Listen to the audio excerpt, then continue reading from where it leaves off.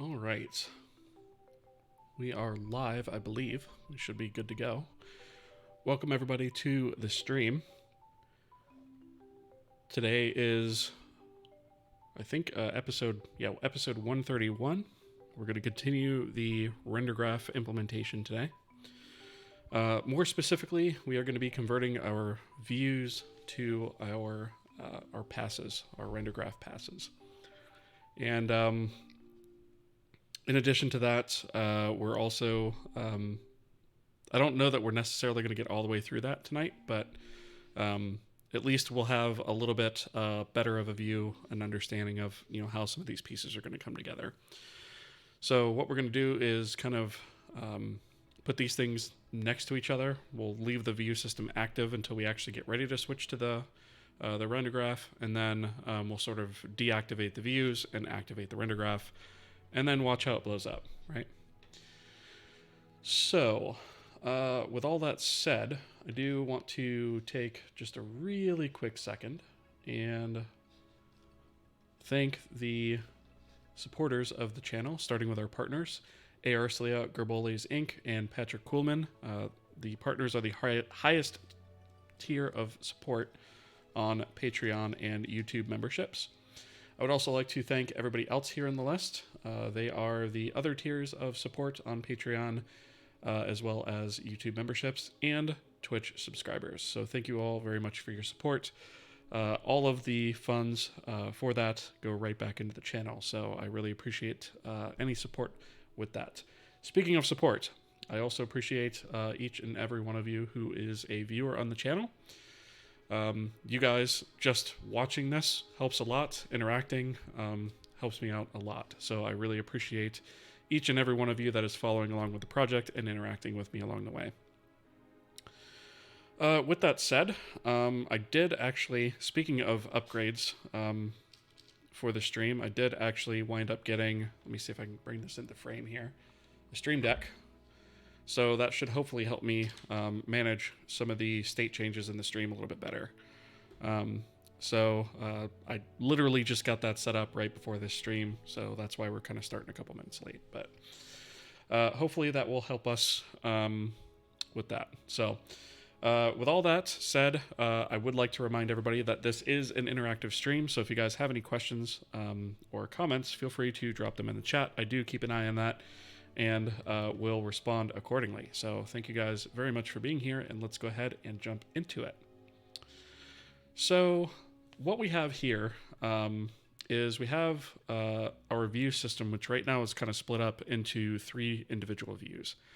We have this world one, which handles our skybox and our scene kind of in one.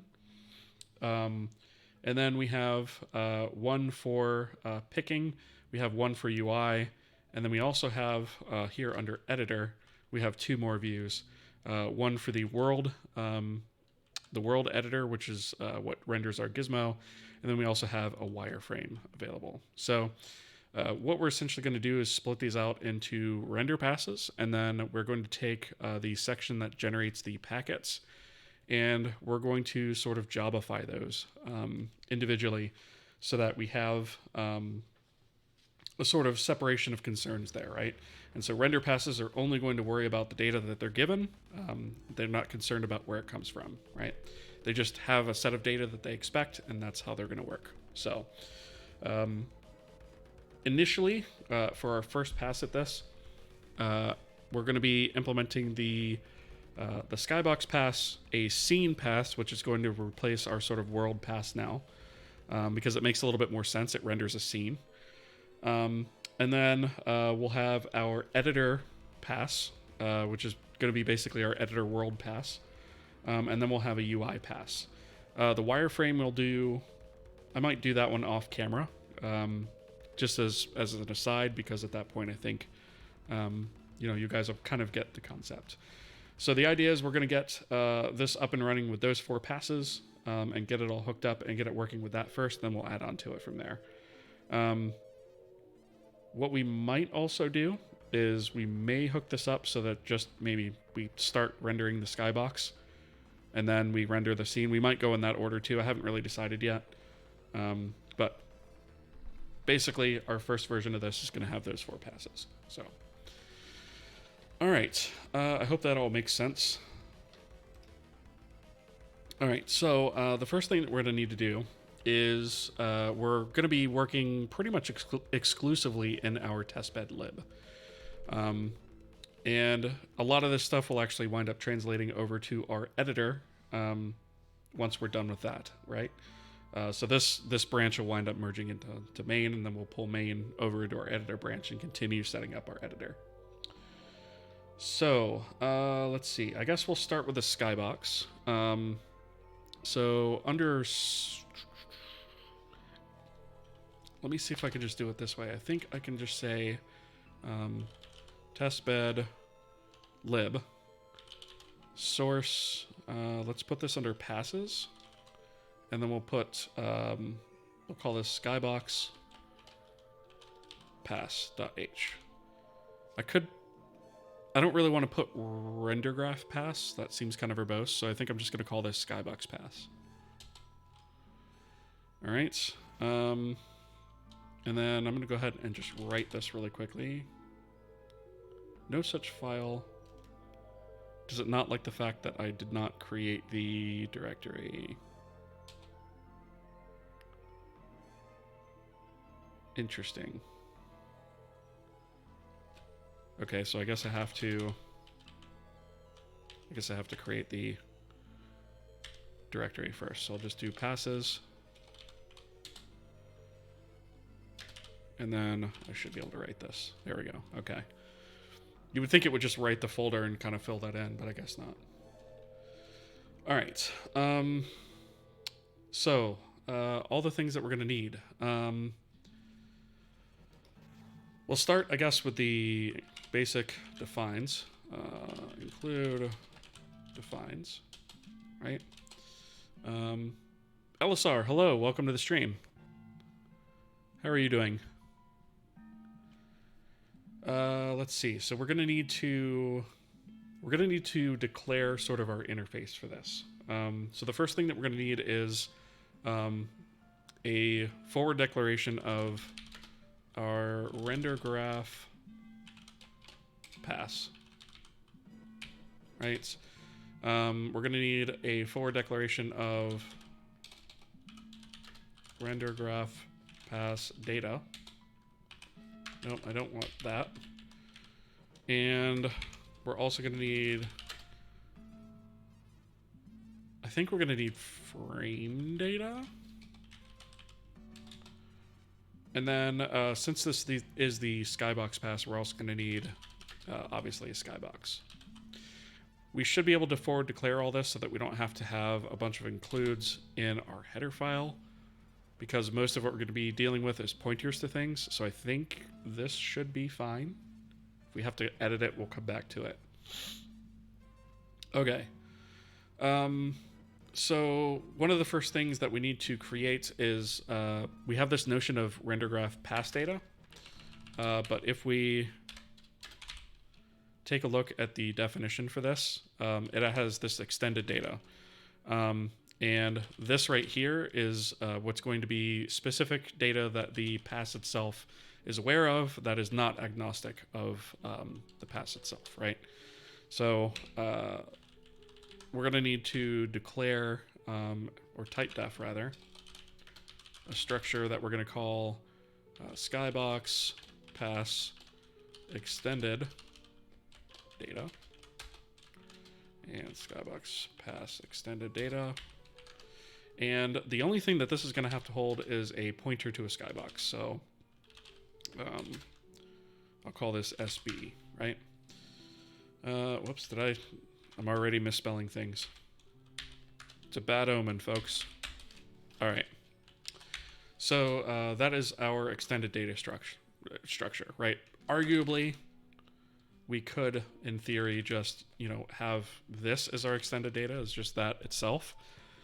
The reason I'm not doing that is because we may actually require more data for this at some point that we would need to add for this, and then we'd have to refactor if we did that. So I'd much rather just use a struct with that in there.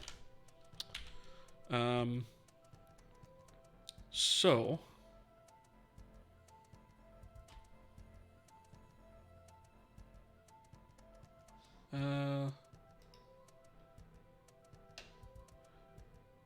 Raul Jonathan. Hey, firstly, happy birthday. Thank you. I appreciate that. It is actually my birthday today.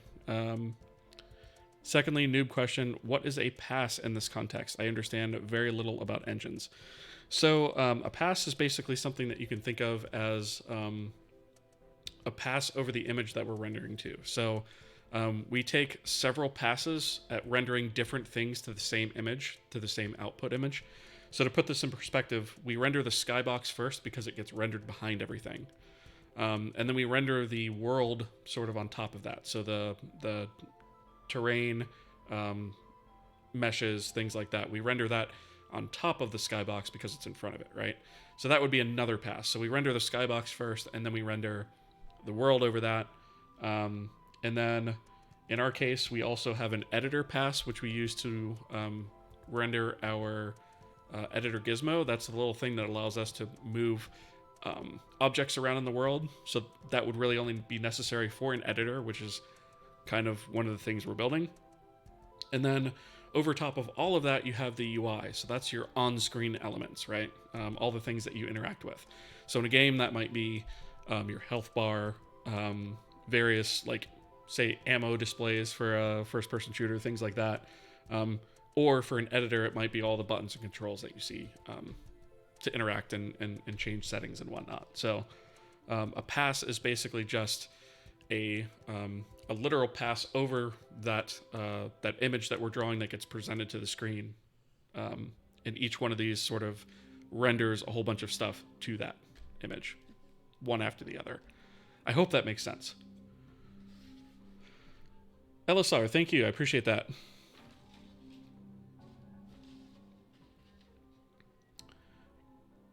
Kind of like rendering layers. Yeah, you could think of it like that. Yeah. Yeah, so you could think of it as like layers in Photoshop, where you can kind of see through one to the other. The difference being is that you can't just sort of hide them and show them like you do in Photoshop. Like, they're just kind of written one after the other on top of each other, and it's all in the same image. I got a C versus C++ question. What is the functional difference between writing C versus writing C like C++ code to get access to C++ standard-only library utilities? Is there an advantage to pure C, or is it simply a matter of preference? So compilation speed's one, because C is a much simpler language, right? There are also other subtle differences, like how static is used and other various keywords kind of mean different things.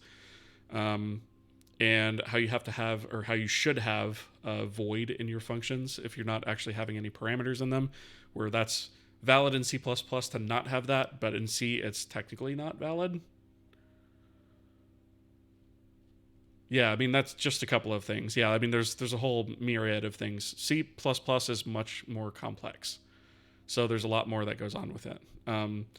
So I wrote C like C++ for a long time, but I don't know, I just switched to C because I like it better. I found that I wasn't really using the C++ features anyway, so. If there is something I need at some point that requires C++, I might have to do some minimal refactoring to support it, but it shouldn't be too much. But I don't see a reason for it. And actually, that's part of the challenge that I'm placing on myself with this engine is most of the engines I've written in the past were all C++ based. This is the first one I've actually written in pure C. All right.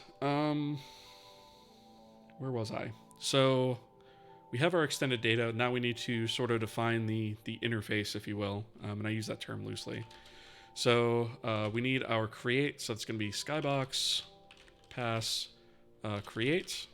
And that's going to take a struct Rendergraph pass self, right? So that's just going to create this one here. And in fact, the rest of the methods that we're going to be implementing do this as well. So I'm going to go ahead and just do that. And then we'll just rename these. So we'll say initialize. And we'll say execute. And destroy. If I can spell. This one doesn't need a Boolean return type, but the rest do. Okay. So that is that. However, execute also needs, in addition to the render pass itself, it's also going to need the frame data, which is why we forward declared that.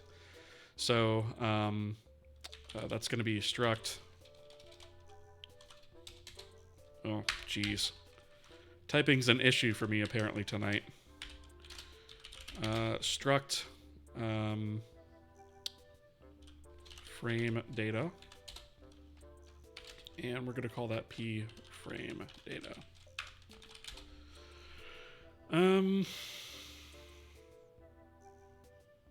actually don't think we actually don't need this.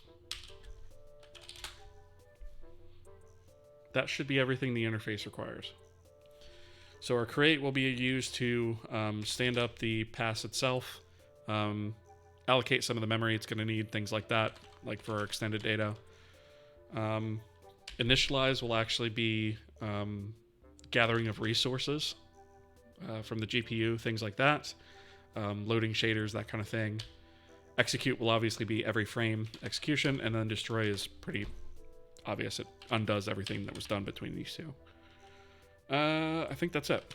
Let's go ahead and write that. Go ahead and take a copy of this, and we're going to open testbed lib source passes skybox pass.c. And the first thing we're going to do is include skybox pass.h. And we're going to paste. Whoops. Why has it done that? Was I recording a macro or something? Probably. All right. So we'll convert these to definitions.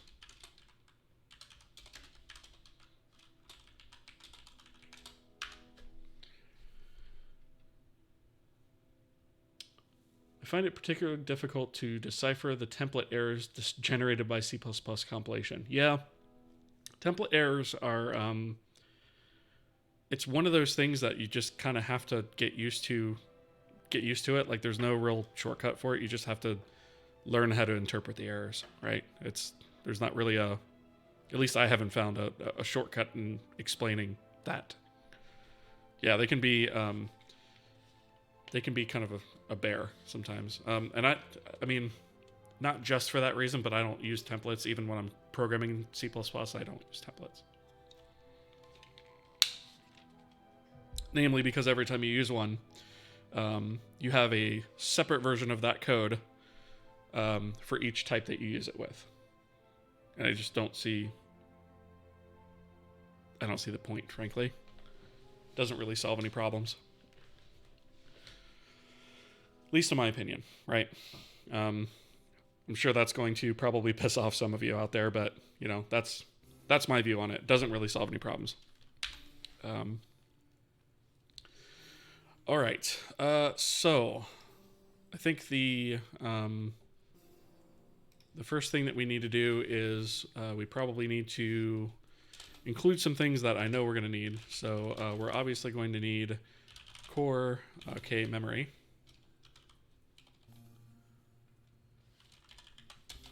We're going to need the logger.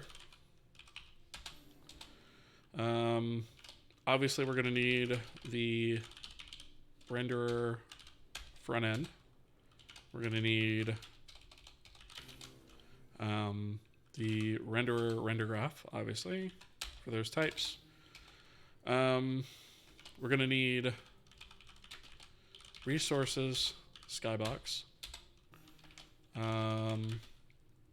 We're also going to need the resource system. That's going to be under systems. What was it? Resource system. Yeah. And then we'll need the shader system as well. Systems,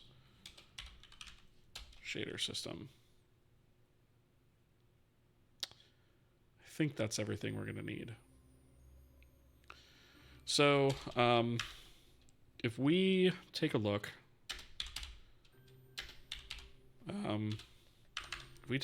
at, let's see, views, render view world is going to be the one that I want, I think. So if we take a look at render view world, we can extract some information out of this. Like, we have our shader locations, for example, right? So we have our Skybox shader locations. We're going to need that. Right. We don't need debug color for this one. We do need an internal data structure, right? So that is separate from our extended data, right? Our extended data is sort of the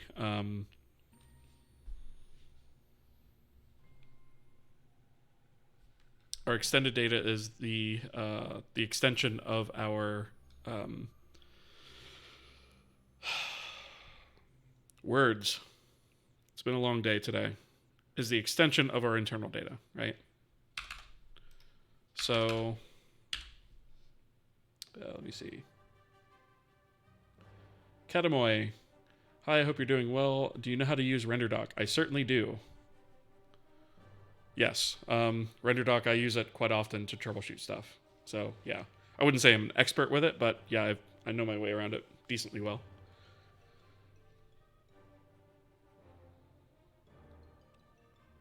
Raticide, Cake 7, sure. Why not C++? Preference, mostly. C++ doesn't add anything that I use, so I don't really need it. So, yeah. Would you mind if I ask you a favor? That depends on the favor, but go ahead and ask. Too many pluses. C++. Yeah, the only time I use C++ is in an iterator. Weird Trash Can, hello, happy birthday. Thank you, I appreciate that.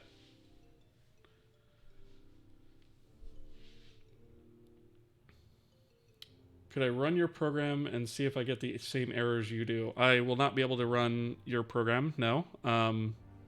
Just because I don't have necessarily the time to troubleshoot it here on stream. And also, what platform did you write it for? Because unless it's Linux, I'm probably not going to be able to run it. Moosey Boy, thank you for the birthday wishes. I appreciate that. Thank you. So yeah, I don't generally troubleshoot too much of other people's code on stream just because that's not... It's OpenGL, it's multi-platform, yes, but what about the application that's around it? Right? There's got to be some platform-specific stuff there somewhere. Like, are you using Visual Studio? That kind of thing. I'm rewriting the Vulkan initialization code by myself, and I feel like I'm learning a lot. That is a great way to learn. Yeah. I've initialized Vulkan dozens of times now, and I feel like every time I do it, I learn new stuff, for sure. Also reading the Vulkan spec, plus practicing my C++. That is the way to go. That is the way to learn Vulkan.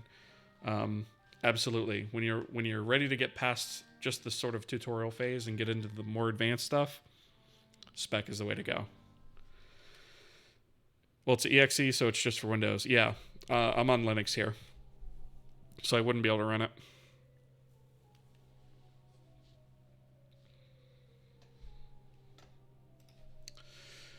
Okay. So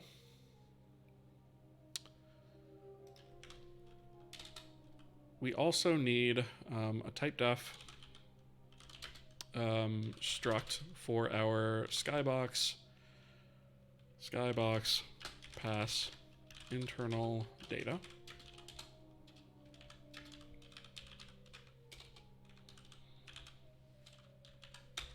Right?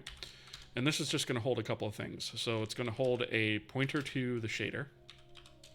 And it's going to hold our Skybox shader locations, which we're just going to call locations.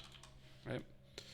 And so all that's going to hold is just our projection, view, and cube map, because that's a relatively simple shader, right? So create, we're just going to say if not self, return false, because there's nothing we can do in that case anyways. Return true. And then, let's see. I think the only other thing we need to do is really just allocate the internal data. So if we look at self internal data, right, we can k-allocate. We want the size of Skybox pass internal data. And the memory tag is going to be memory tag. I'm gonna tag this renderer, because technically it is a Rendergraph pass. So I'll count that as renderer. That is actually all we need to do as far as this is concerned. So under destroy, the first thing we'll do is we'll say if self. And we'll say if self internal data, k free, and that's going to be self internal data. That's going to be size of, and then Skybox pass internal data, and then memory tag renderer, right? And then self internal data equals 0. Okay, so we'll just clean that up. All right. Let's see. It's mind-opening also getting to know new structs that we can use to query the device info. Yeah, there's lots of them too. Is there a benefit to using a U16? Yeah, space. So we can have like 65,000 of these, right? And that'll be more than enough. Like, I don't think, technically we could use a U8 for these locations, but that would limit us to 256 locations, which I can't think of a shader that would have that many, but I could think of some shaders that might approach it. And maybe some user shaders, like an Uber shader or something, might have more than that. So I use a U16, but yeah, it's half the cost of using a U32, right? You don't need an allocator in C++. Feels painful to implement an allocator in C++. Already missing how simple C is. So, well, it depends, right? So it depends on what your memory requirements are. If you want absolute control over your allocations, then absolutely you do need an allocator, right? If you don't want to be, constantly pulling memory from the OS, then yeah, you do need an allocator. It really depends on what you're doing though. Like we use allocators here. So yeah, there are situations where you need an allocator. You were doing it just for knowing it or knowledge of doing it? Yeah. There's nothing wrong with that, right?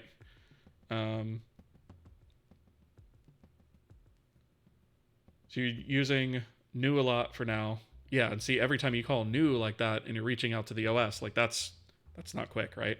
Whereas if you have an arena of memory already allocated and you can just pull from that, that's much faster. And then there's also, there's like where we have the frame allocator that gets reset every frame, but has a linear pool of memory. Like there's almost no overhead to allocating from that because it just moves a pointer forward every time you allocate from it. And so per frame or mid-frame allocations are really fast. Ads.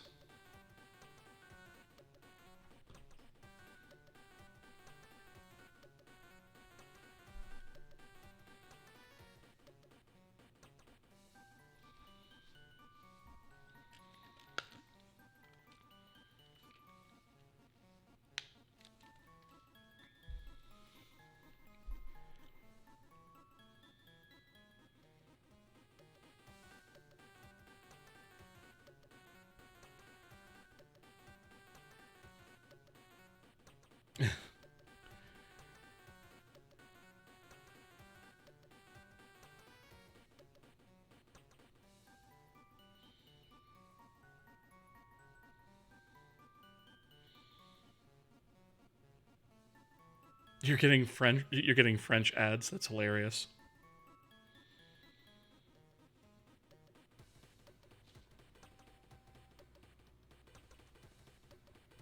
Yeah, I don't have any control over the ads that Twitch actually runs, but that's funny.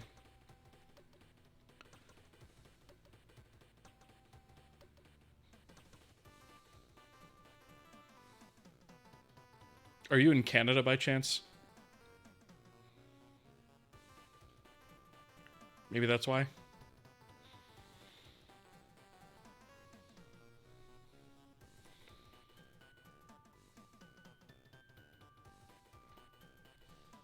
All right, cool. We're back. Rat aside, capitalism bad. What do you mean? Twitch is already lost at this point. You're in Brazil. If you're in Brazil, why are you getting French ads? That's a really dang good question.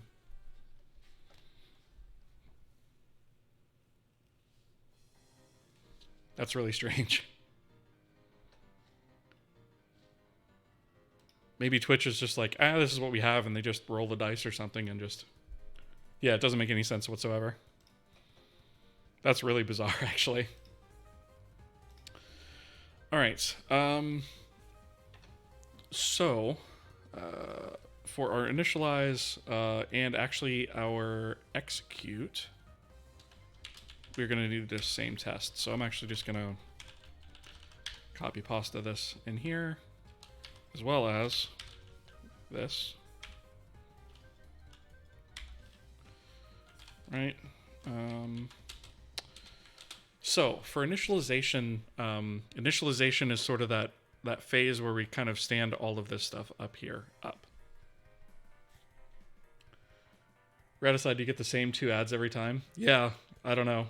I feel like when I'm watching Twitch streams, there's a lot of repeated ads too, for sure. I don't know if NordVPN is maybe saying I'm French. Could be. That could be. Depends on where the other end of that VPN is at.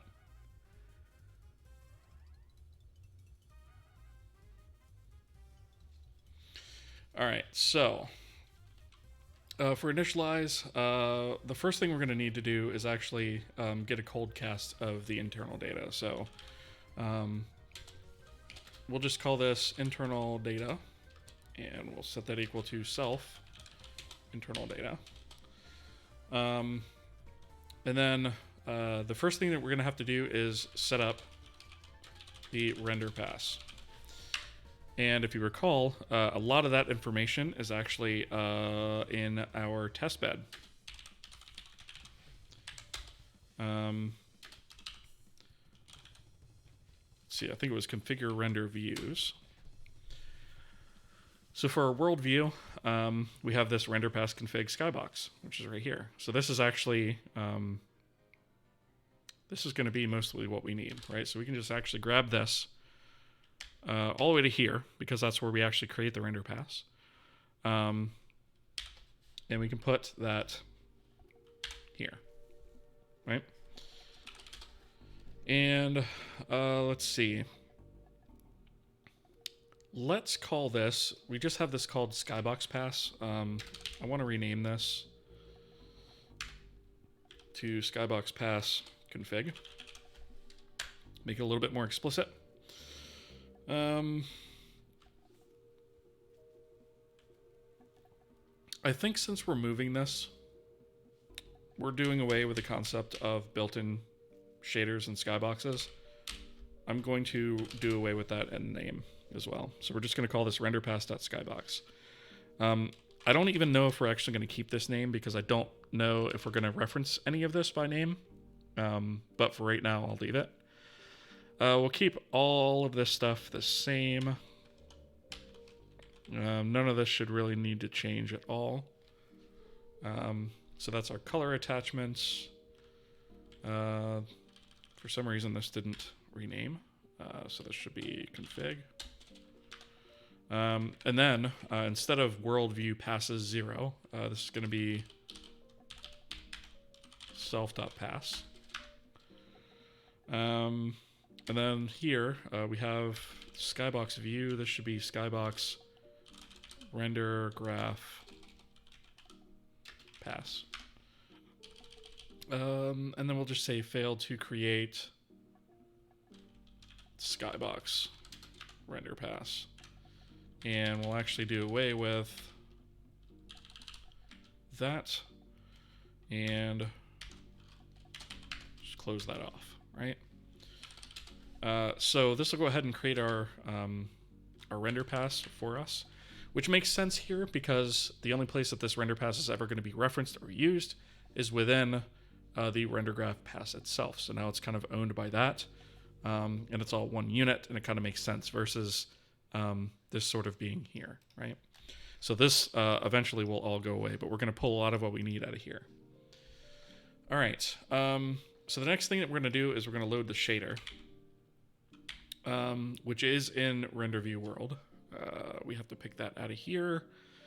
So this is the material shader. Here is the Skybox shader. So we can select this all the way down to here.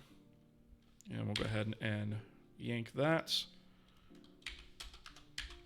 and paste. And we'll just refactor this as we need. Let me see, let me catch up chat here. How do you get a C++ job? You feel like every job description asks for 5 C++. I assume you mean 5 years of C++. You have 5+ of web mobile. So the best way to do that is either to contribute to open source projects that are in C++, and have something that you can point to, having public repositories available with like stuff that you've worked on, projects that you've made that you actively maintain, would be good. And I mean, generally speaking, a lot of places will actually say 5 years, but if you're competent enough with the language, you might be able to get away with a couple years, but it depends on the place and depends on what they're looking for, right? But yeah, the best way to get that experience is to just contribute it to open source projects sort of on your spare time, right? And then you can get used to working alongside teams and stuff like that in C++ projects. It says you have 5+ web and mobile, so you already have that experience. So C++ is really just another language on top of that. So as long as you're competent in that and can prove it, you probably don't need 5+. You might be able to get away with a little bit less than that. Most of the C++ jobs ask a lot of experience and are mostly for embedded devices, at least in my region. That varies, I've found. I still like the web development positions that talk about you're supposed to have 5 years of experience for a framework that's been out for 2.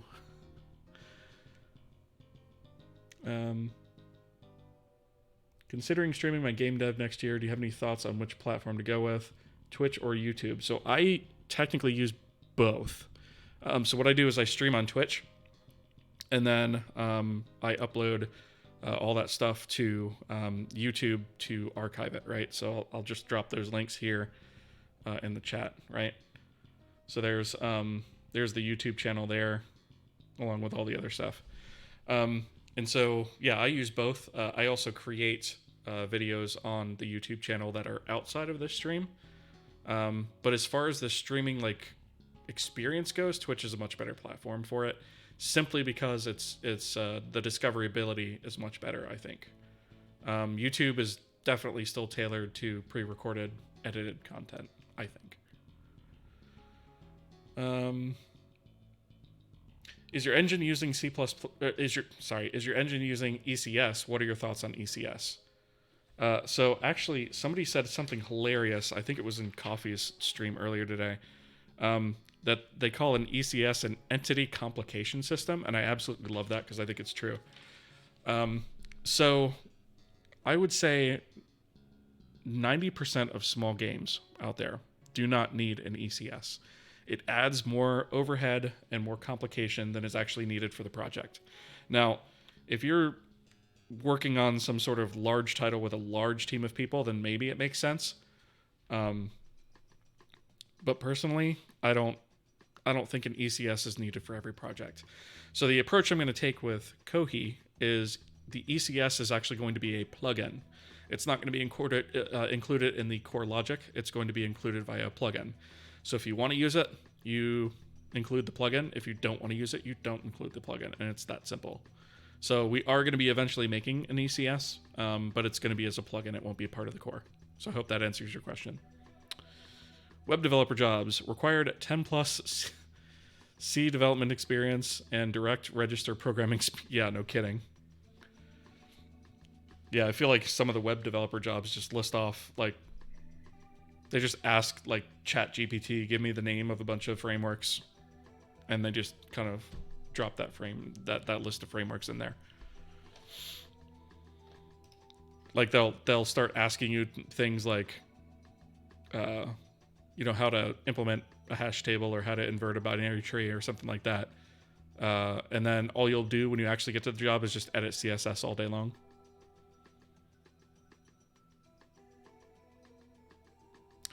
You didn't see the answer because of ads, but do you use alloc A? Not really. You're looking at it as a way to not use VLA, so you could do it. You could do that, yeah. I find that dynamically allocated arrays aren't really that big of a deal, especially if you're using an allocator. Usually it's not a huge deal for me. I just try to keep it out of, you know, my update loops and stuff like that. And if it has to be in my update loop, then I pull it from my linear allocator, which is infinitely faster than, you know, pulling it from the OS anyway. So you've written web servers in C segment vault. Yeah, I don't. That just sounds like something I don't ever want to do. No, thank you. All right. I try to avoid the web when I'm not at work, right? What pain feels like? Yeah. 100%. Super painful. If you're a glutton for punishment, I suppose. So this says note first pass is in the Skybox pass. That's irrelevant. So this is the shader name. All of this looks fine. I'm going to get rid of the word built in.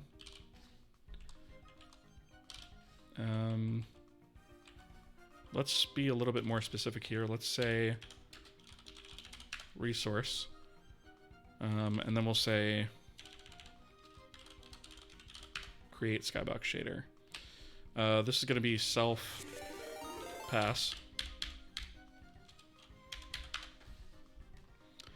Coffee with a rate of 13. Thank you so much. I appreciate that, Coffee. How are you? How'd your stream finish up? I had to bail so I could start mine. Pog.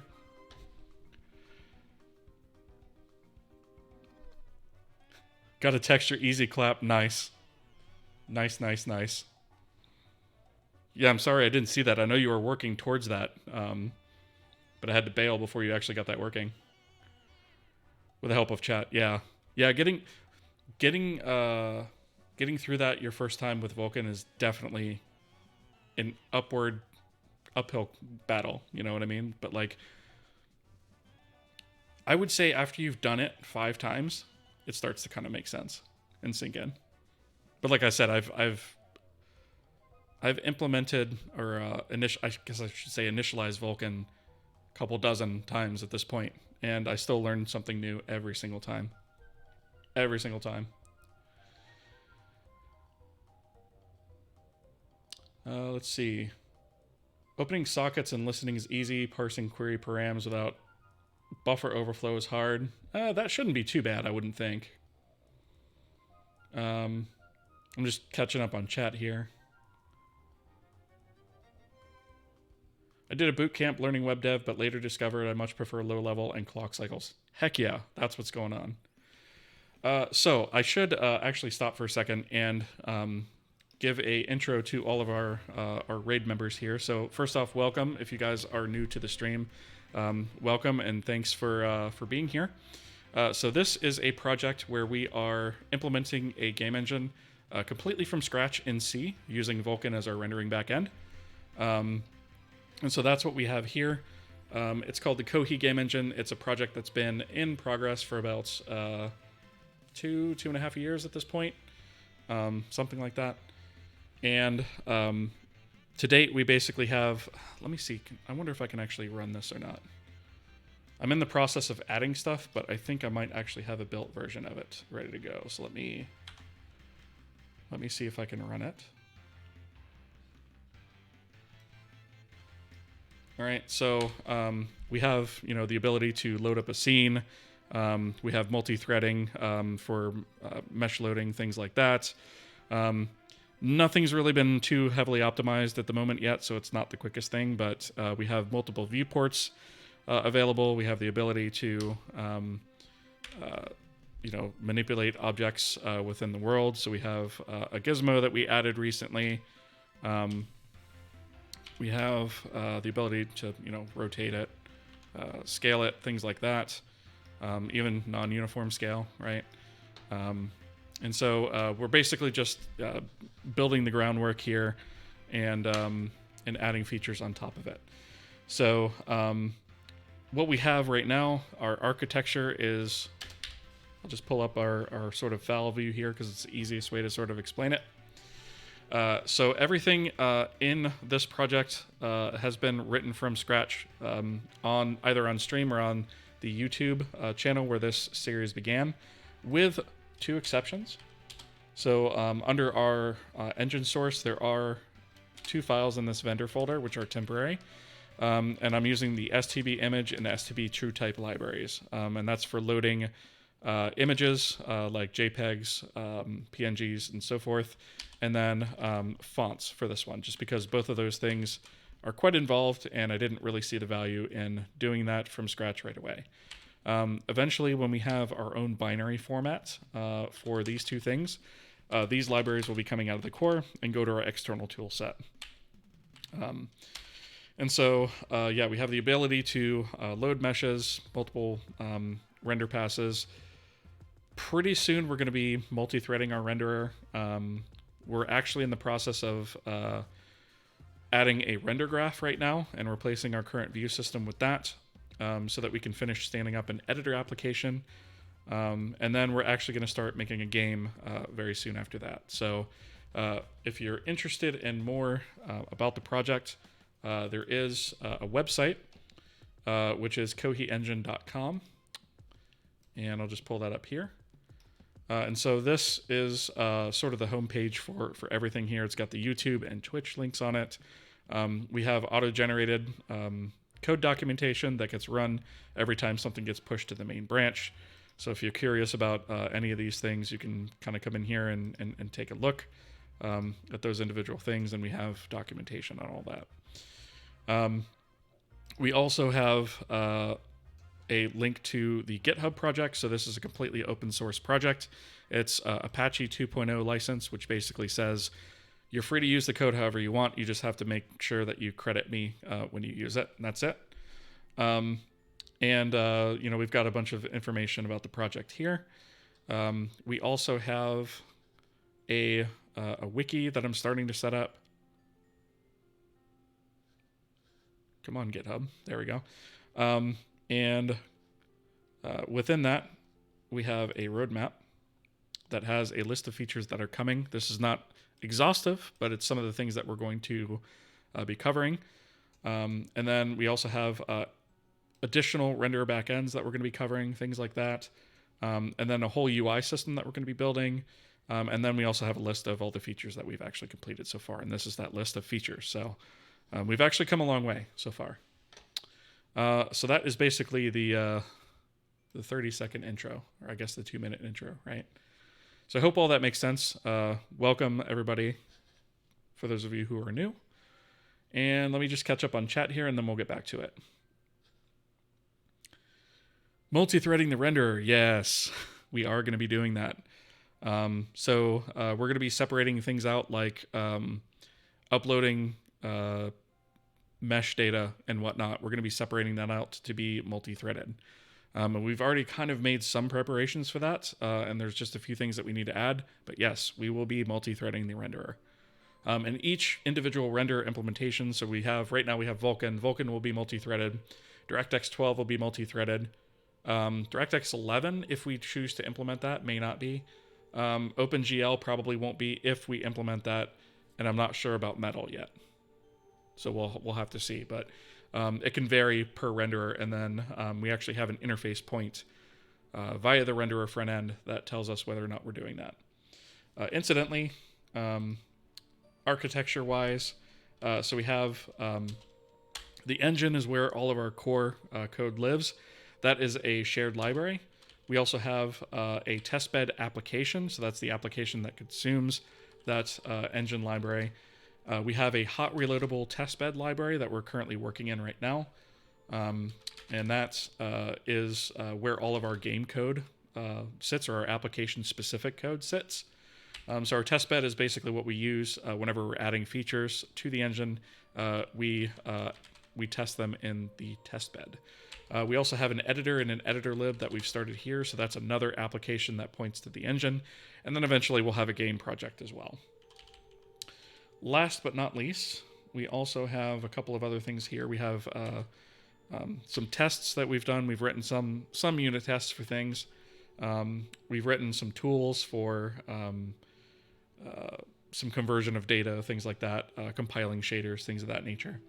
And then we also have the Vulkan renderer. So the Vulkan renderer itself is a plugin to the engine. So Vulkan is not core to the engine. The engine knows nothing about the renderer backend. It only has a front end that it deals with. And the backend is implemented via a plugin.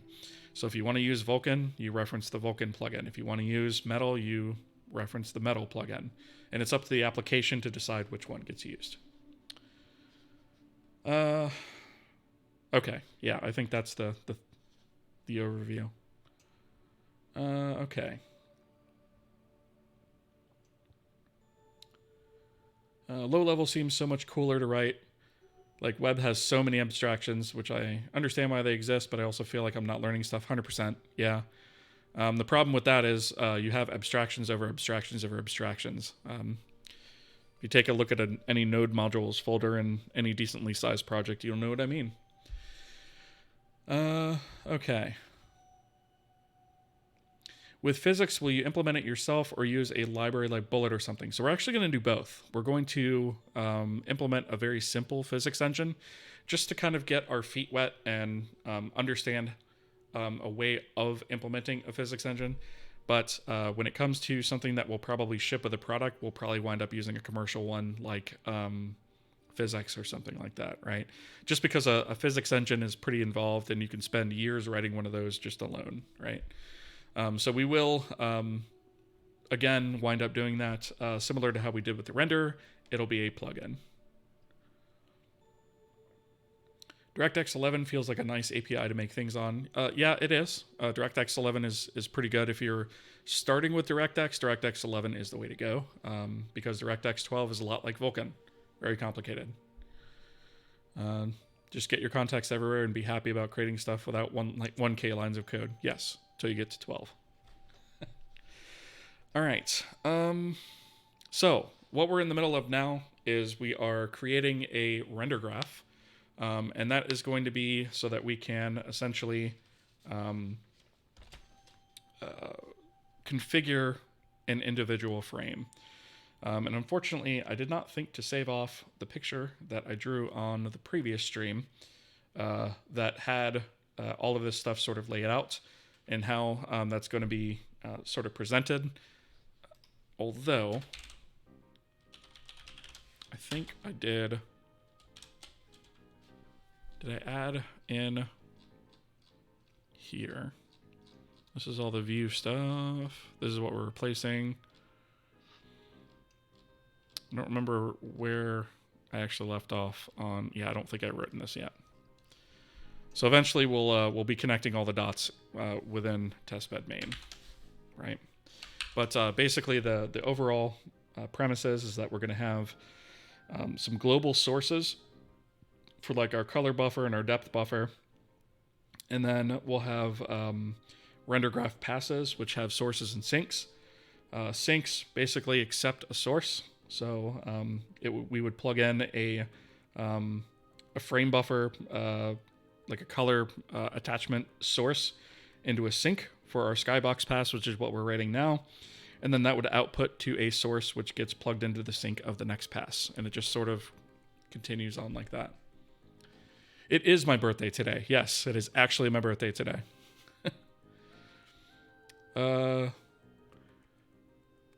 DirectX, too bad it's Windows only. It's actually Windows and Xbox. So there is technically some value to writing it there, right? Ablar Greystone, hello, welcome, first time chat, welcome to the stream. Welcome, welcome, how are you doing today? DirectX 11 is a nice API, it's what I use. Some games to this day run better with it, like the new Baldur's Gate. Yeah, so DirectX 11 is pretty sweet. We probably will we might wind up doing 11 and 12, we'll see. Party parrot, party parrot, party parrot. I find it like a bit harder than OpenGL. I would agree with that. Yeah. DirectX is a little less abstracted than OpenGL. Unless you're talking DirectX 9, that was kind of the equivalent, closest equivalent there. If I had an Xbox One, I would try. Yeah. But, I mean, the thing to remember is, if you have a project that maybe someday you'll port to Xbox, if it supports DirectX, you're 90% of the way there.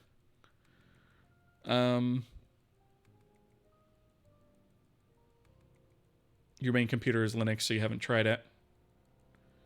You're currently doing stuff with OpenGL, but I'd like to learn Vulkan at some point too. Yeah, I mean, OpenGL is getting deprecated everywhere, right? It's not going away anytime soon, but nobody's going to be updating it. So, I just feel like OpenGL is kind of like a fallback nowadays. How do you make DirectX hardware accelerated?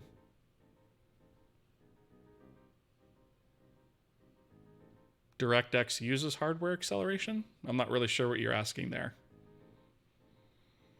You use Windows a lot, but you're trying to move everything in related code to Linux, so you kind of dropped with DirectX 11. And that's fair, yeah. And if you support both platforms like we do here, you can still support it and just if-def it out or something. Okay. So here we're loading up our... Oh, let me get rid of this. Get rid of that view. So here we're loading up our shader. And I don't think I need to change anything here. We unload that shader resource once that's created. That should be fine. Is that... I think that's return type void. It is. Okay. And so Skybox shader, that's going to be internal data, and then S is going to be our pointer to our shader. So this is going to be internal data.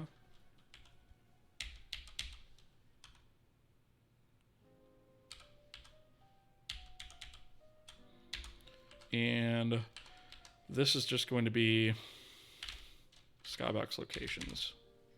It's just going to be locations. So projection view, cube map. This is going to be internal data.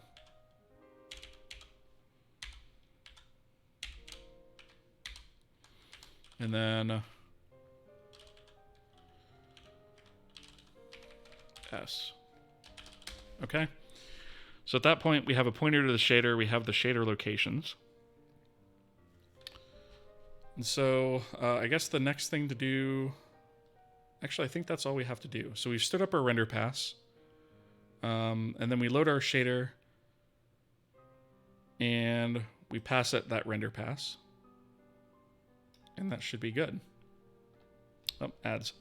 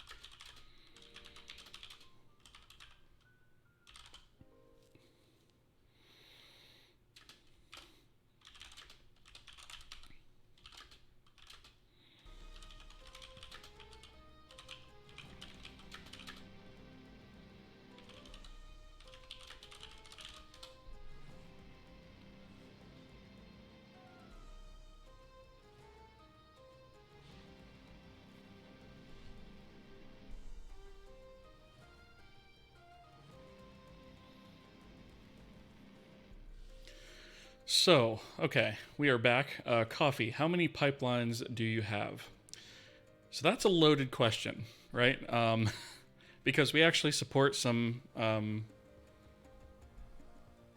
we support dynamic state. So let me go to my pipeline file here.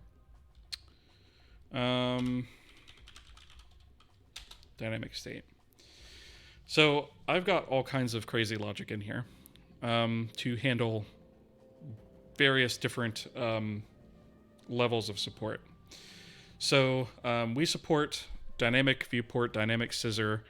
We also have support for dynamic front face, so we can determine that, as well as I think it was like smooth lines rendering, I want to say, as well as wireframe mode.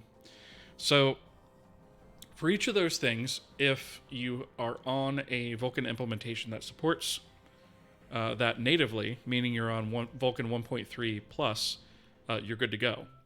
So it's basically one pipeline per shader, essentially. If you don't have native support for that, but you have support via an extension, that answer remains the same, but the method that you call is different. So instead of calling the core version of it to set those dynamic states, you have to call the extension method. Not a huge deal, but you also have to dynamically load that. So in that case, it's also one pipeline per shader. However, in the event where you don't support either of those things, so let's say, for instance, we need the ability to change the topology on the fly, right, between lines, triangles, or vertices, points, actually. If we need to be able to change that on the fly, because maybe we're using the same shader to generate different types of geometry, right? If we need to change that on the fly and we don't have support for this dynamic state, we have to have one pipeline for each state. So it's a dynamic thing. So the number of pipelines I have is fully dependent on the hardware support that exists in the Vulkan implementation. It could be one per shader. It could be one per topology per front face bit per shader as well. So it could be a lot of pipelines, in other words. And that can also change again for each one of those things, right? So you times 2 it for the topology, you times, actually technically it could be times 3. So depending on how many topologies you need to support in that particular shader. And then how many front face modes you need to support in that particular shader. And then how many, like, in Vulkan 1.0 and 1.1, like that was the only option you had. Pipelines were completely immutable. So you actually had to have separate pipelines for all these things. So like if we have to fall back to that 1.1 logic, like we don't have an extension, we don't have native support for that, then yeah, it's one pipeline per shader per dynamic thing that you need. Creating pipelines every frame, you would not want to do that. That would be slow as hell. Definitely don't want to do that. No. So what you'd want to do is you'd want to figure out what pipelines you need to create ahead of time for any possible mode that you're going to actually use. Create them all ahead of time. And then just bind the appropriate one before your draw call. And you can bind it multiple times, so you can switch back and forth between them. But yeah, you would not want to do that per frame. You'd get like 3 frames a second, if that. That'd be terrible.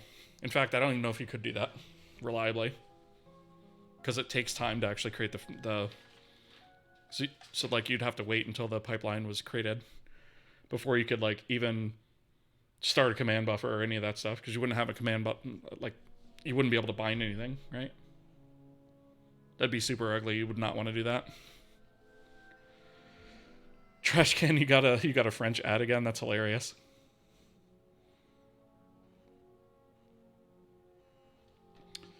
All right.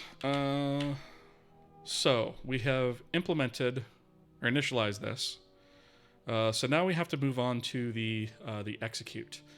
And so the execute is actually kind of the equivalent to the render. So if we take, let me move this over here so you guys can see it. Oh, so the packet build, this stuff we're going to wind up moving out, right? So on the render, we're going to have to essentially perform these similar steps, except we're going to have to do some additional checks first, right? So when we execute this pass, we basically have to consider this as being we're in the middle of building out a command buffer, right?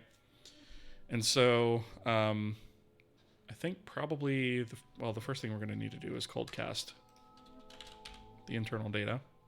So we'll do that. And then once we have that, we need to bind a viewport so we can get this. Just pass that there. Now, instead of the packet, which we're not going to have anymore, it's now going to have to be self pass, pass data, BP, right? So that's going to set the viewport that we need. And then we need to begin the render pass. So that is going to be this. And this is going to be self pass. We're going to need the... Does that take a pointer to that? I think it does. So we want the address of that. And then we have self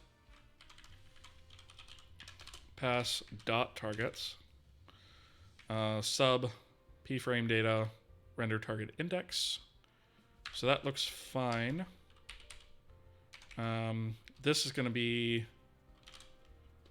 just Skybox pass failed to start. Okay, so we begin the render pass there. I'm going to skip ahead to the bottom. Let's just grab the end. Right, so got that, and this is just going to be the address of self pass, and then here we go. Okay, and so we begin the render pass, we end the render pass, and all the rendering stuff goes in here. So the first thing that we're going to need to do is grab a pointer to the extended data. So this is going to be Skybox pass extended data, and we're going to call this ext data, and that's going to be a cold cast to self pass data extended data, right? And then we're going to check first and foremost if the extended data Skybox even exists, right? Do we have a pointer to a Skybox? If we don't, there's absolutely nothing for us to do, right? But if we do, then we're going to execute this logic. So whether or not we have a Skybox, we're going to begin the render pass and end the render pass. And the reason for that is because this particular render pass is also responsible for clearing the screen. So at a minimum, we do need to actually execute this render pass, right?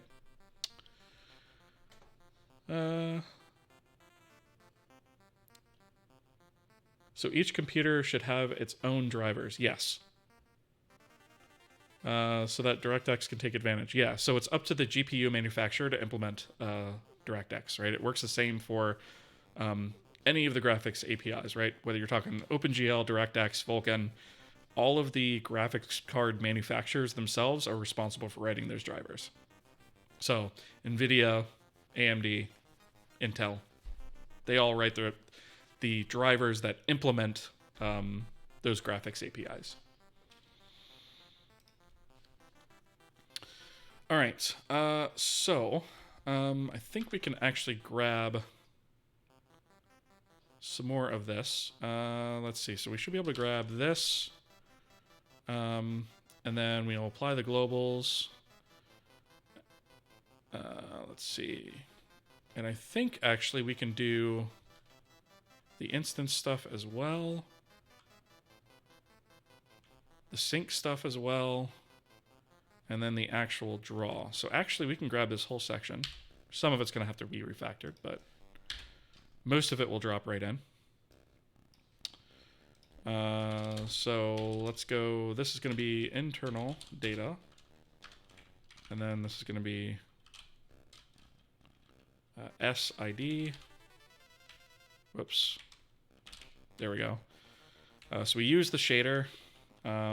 Instead of packet view matrix, this is going to be pass data. Who's pass data? Oh, self pass data, sorry. And then this is going to be a dot. We'll still extract the position from that. This is going to be internal data. This is going to be, you know what? We have lots of Skybox locations. So, Skybox locations, and we'll just change that to locations. And then I guess we'll also say internal data. We'll just kind of loop through these real quick. Let's see. Is there a... So this needs to be self pass data dot projection matrix. View matrix we're already getting here from that, so that should be good there. This is going to be ext data SB instance ID. This will be internal data. This will be ext data again.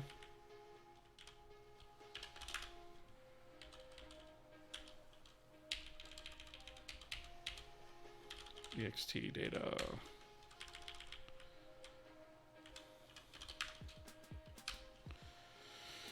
Okay.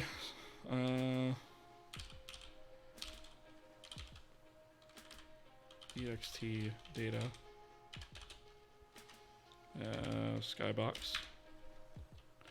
All right, so we synchronize the frame numbers, and we synchronize. Actually, no, that's the check to see if it needs to update. If those things are not synchronized, rather, we synchronize them down here.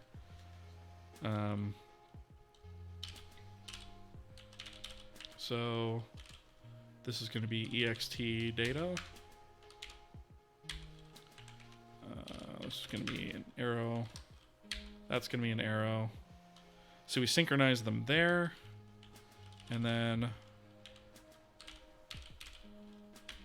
ext data Skybox. Okay. So as you can see, it's pretty much the same code. It's just kind of moving around where it gets its references to stuff from. But this is more or less the process we're going to follow for the other passes, right? So that's pretty much this pass in a nutshell. We do need to do some additional stuff down here, like unloading. Well, actually, the shader system takes care of this.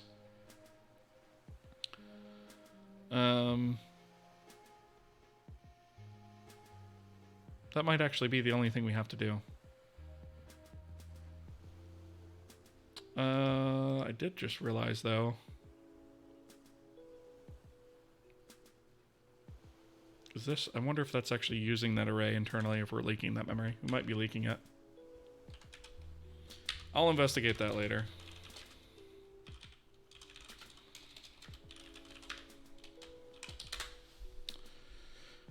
All right. So yeah, like I said, if you guys have any questions about anything I'm doing here, feel free to jump into chat and ask. All right. So I think that is going to do it for this pass. I don't think I've missed anything. All right. So that's one pass down. I think the next one, we'll just kind of go in order here. So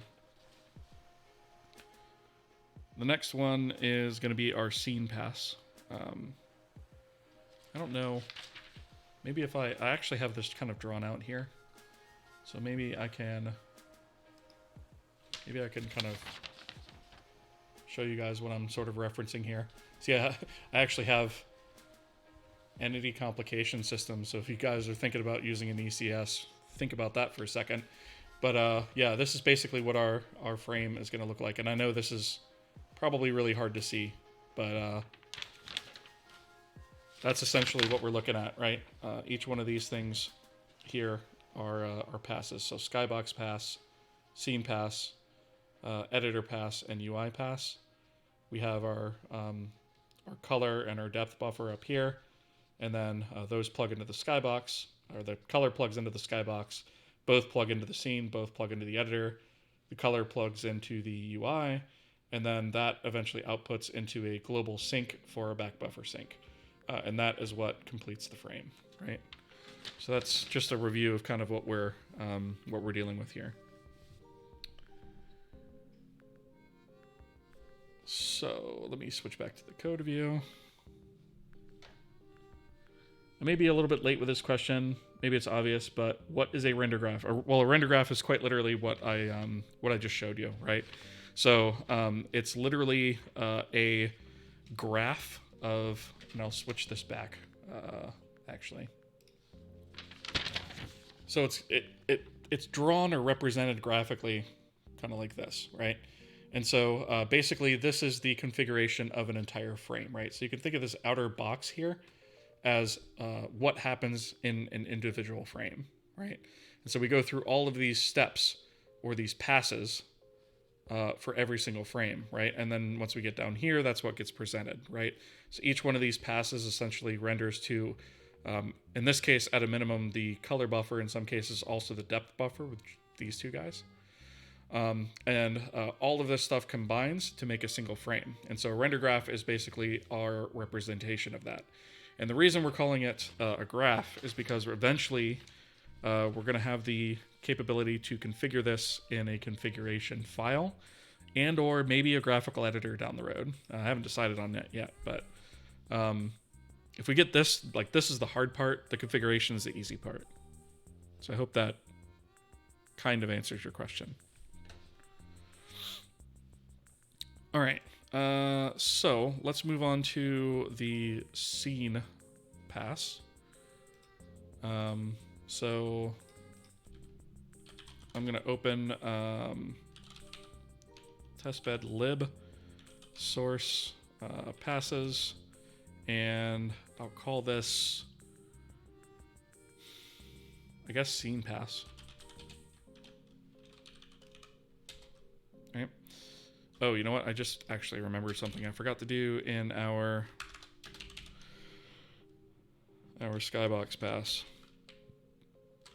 Include guards. If not def. Let's call this Skybox pass H. Define Skybox pass H and def, right? Need that in case we include it more than once, which we're going to, so that we don't redeclare all this stuff. So I'm actually going to do, you know what? I'm actually going to grab everything in this file because it's got like 90% of what we need. And I'm going to change this to, wow, if I can spell scene, that is. So scene pass.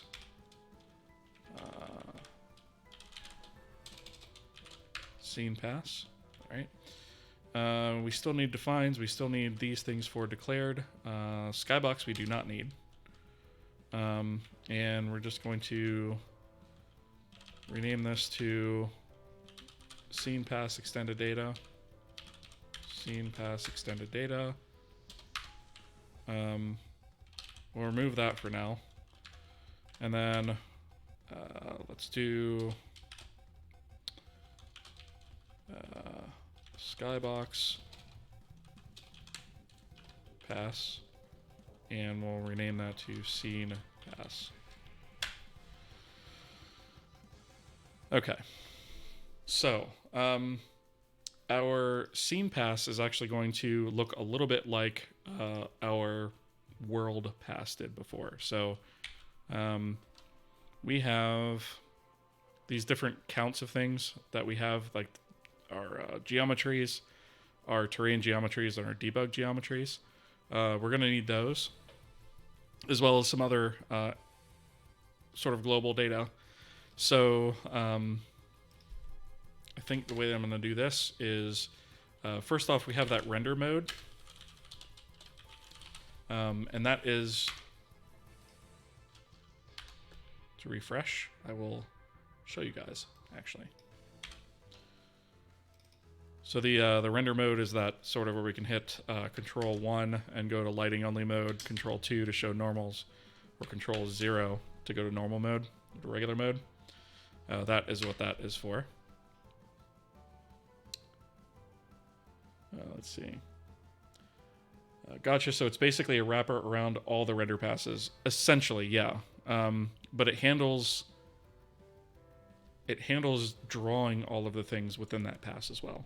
So the render pass is sort of a separate Vulkan / graphics API term, whereas a Rendergraph pass is sort of all-encompassing of those render passes as well as the things that are drawn inside of it.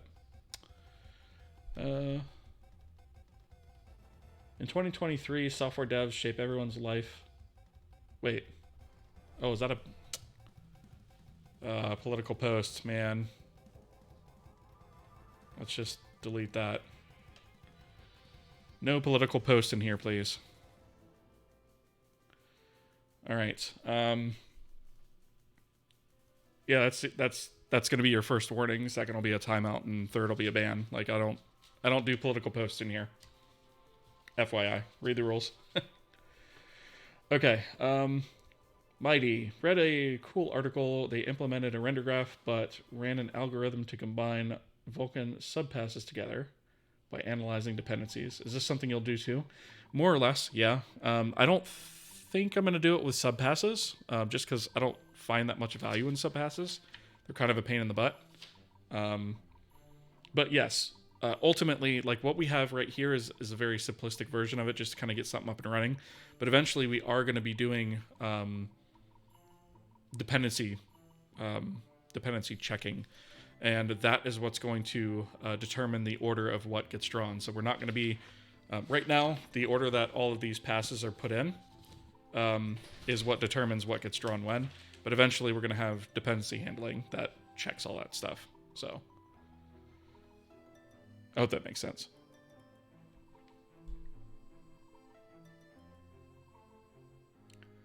By the way, I see you listen to metal.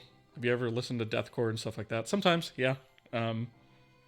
Yeah, I'm mostly like a heavy metal, metalcore, power metal fan. But yeah, I don't discriminate. How much work is Vulkan compared to OpenGL? Boy, is that a loaded question. Let's say a lot. I would say your initial amount of code that you have to write to get something on the screen in Vulkan is probably 100 times what it is for OpenGL easily. However, once you get a lot of the Vulkan groundwork in place, the amount of code that you have to write after that to add features is actually relatively low. But understanding how to actually write all that stuff and hook it up properly and not shoot yourself in the foot, that's a lot of work. So yeah. Psycode, evening. Hello, welcome. Psycode Pugger. Pog. All right. So back to this. We have our render mode. We are going to go ahead and store our ambient color, which we are just kind of hard coding before. We're going to go ahead and deal with that now and actually set that in our extended data. And we'll go ahead and pull that from the scene that we're currently rendering, as we kind of always should have. So we've got that. We're also going to have our 3 arrays of different types of geometries. So we'll have our regular geometries, which we'll just call geometry count. So we'll have a count of those, and then a struct geometry render data, which I need to forward declare that. We'll say geometries. So this is similar to what we did in the packet before. So we'll probably use a frame allocator to actually to set these up every frame. So let me go ahead and forward declare this. Geometry render data. Okay, I actually don't want this in here. That's the purpose of forward declaring it. Oh, I don't have math types in here either. Include math types. Okay. All right. So we have geometries, and then we basically have 2 more sets of these. So I'm just gonna copy paste that in here, and we'll say terrain geometry count and terrain geometries, and then we'll also have one for debug geometries, right? And this one we may wind up actually if-defing out in release builds, maybe, we'll see. And I think that's actually going to be all there is for the extended data, right? So this is the data that we're going to pass to the pass to actually render when we call execute.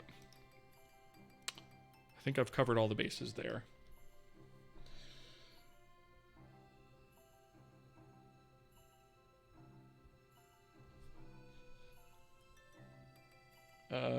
Woos, first time chat. Welcome to the stream, first off. Glad to have you here. Hey, how long have you been dealing with Vulcan? I've been looking at Vulcan off and on since about 2016. Although I would say most of those initial years were just kind of playing around with it every once in a while, getting frustrated, quitting, and leaving it, and then coming back to it 6 months later. But in terms of actually seriously trying to write something in it, 4 years maybe? Ish.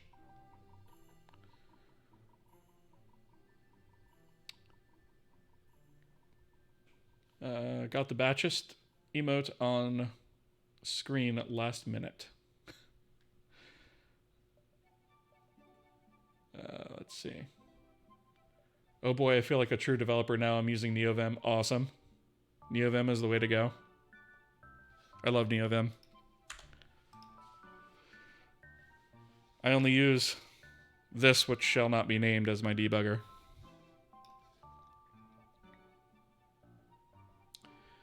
So my Direct 3D 12 backend will be done in 7 years' time, probably. Ads.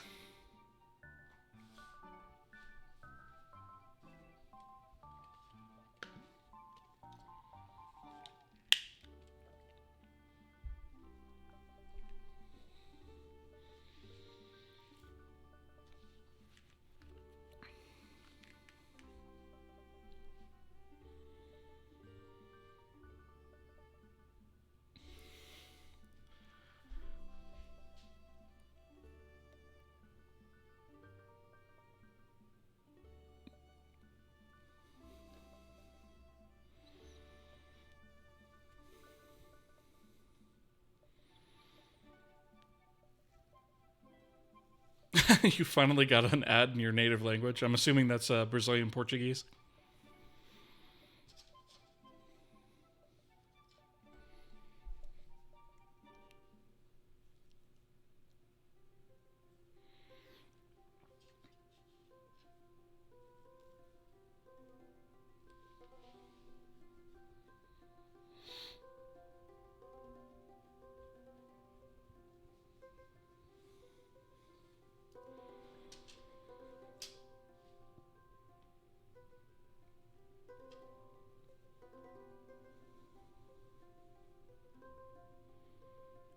About 10 seconds left on ads.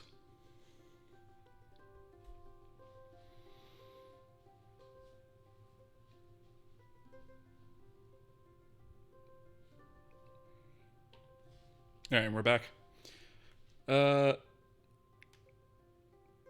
Yeah, you're on that phase of off and on every 6 months. You're so mad at that which shall not be named. Coffee, I like how I like how both of those phrases you put in here are banned on your channel.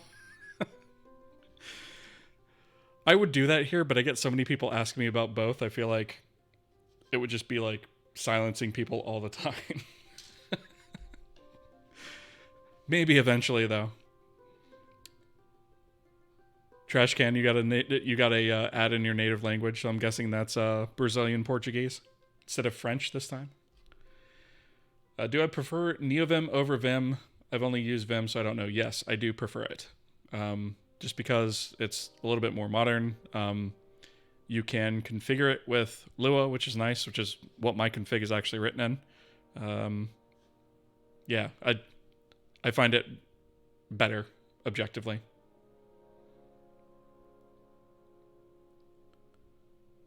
Feels good not to hear baguette. That's hilarious. They're all so scary, they're all the same.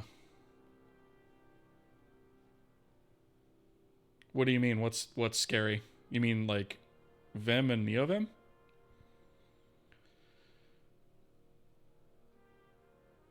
I don't know. I think people get annoyed when they get timed out because it's more of an inside joke, lol. Yeah, I'm sure. How long do you actually time them out for when they say the editor that shall not be named? Top proud moments is that uni they made Lua is relatively close to where I live. Nice. They being Vim, NeoVim, Emacs, yeah. I mean, I would just say pick one and learn it, right? Like that's literally how I learned this. Is I just started using it one day and just forced myself to do it. And I forced myself to use it at work too. So like I use it every day at work, and that's really how I started getting good at it. Is once you use that as your primary, that's really how you make the change, right? It's all muscle memory after a while. Tree setter is the guy that makes the text colored. Yep. Is it that much faster than a regular editor? I find navigating in it is. I'm still relatively new at it, so there's still some things that trip me up. Occasionally I hit the wrong keys because I have these Butterfinger bars for fingers. But yeah, I do find it a lot more efficient, for sure. You gotta fix yours because it's horrible. Yeah, it's like anything else. Practice makes perfect, right? Or practice makes better, I should say. Once you get over the steep learning curve, you found it much more efficient. Yeah, exactly. Like I don't really use individual like navigation back and forth like this. I just bounce between words or like the beginning or the end, you know? So.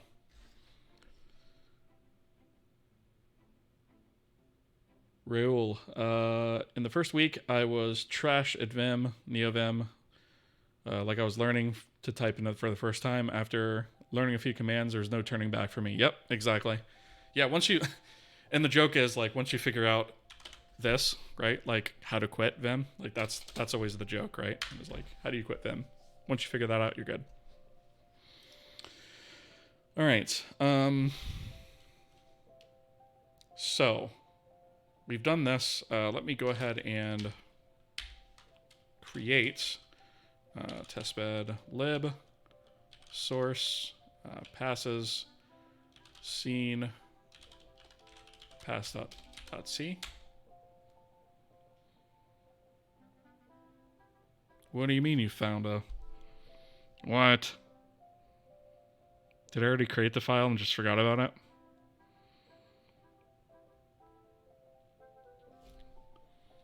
I'm just going to...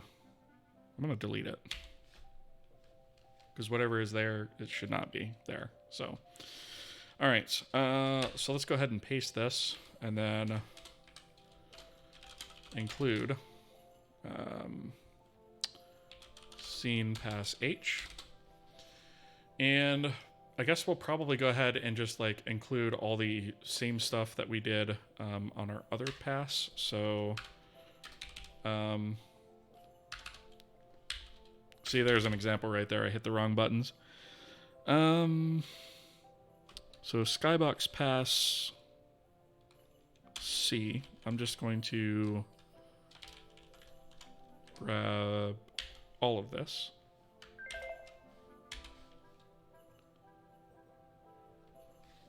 Isaac CC, thank you so much for the follow. I appreciate it. Appreciate it. And welcome to the stream.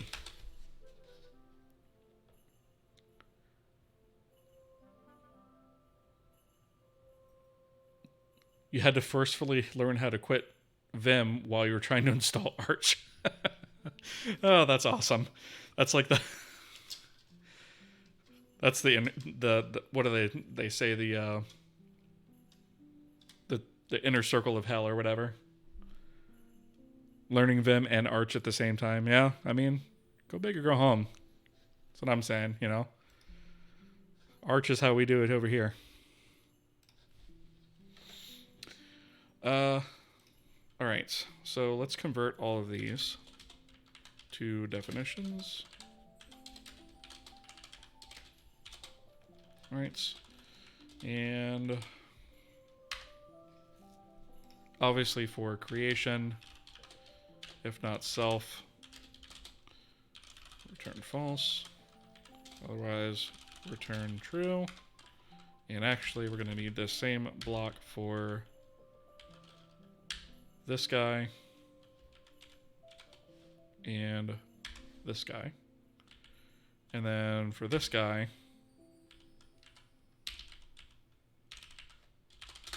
we'll just have that, except that should be positive test. Okay. So, I'm thinking probably for this, we need a couple of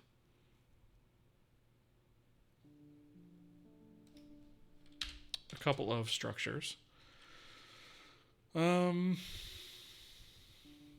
So this one's going to be a little bit different because we actually have to interact with our material system here, which is actually going to take care of a lot of the location stuff for us, except for our debug shader. So,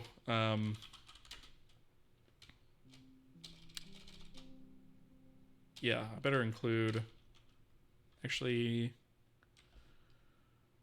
yeah, systems,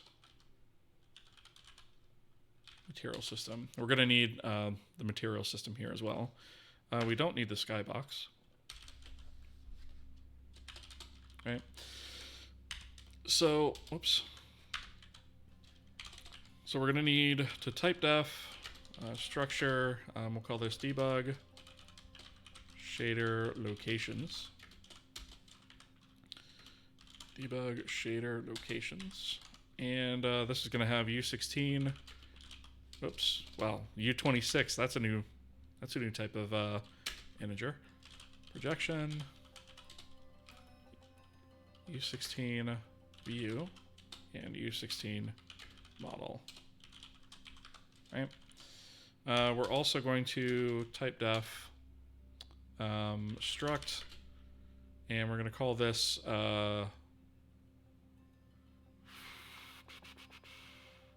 scene pass internal data, and this is going to be scene pass internal data, right? And then within that, we're going to take a pointer to 3 shaders. So we're going to have shader, material shader, shader, terrain, oops, shader, and we're also going to take the color shader. That's for the debug shapes. And then obviously we'll have the debug shader locations, which we'll just call debug locations. All right. And then all we'll need to do for the create is we're going to say self internal data equals kallocate size of scene pass internal data.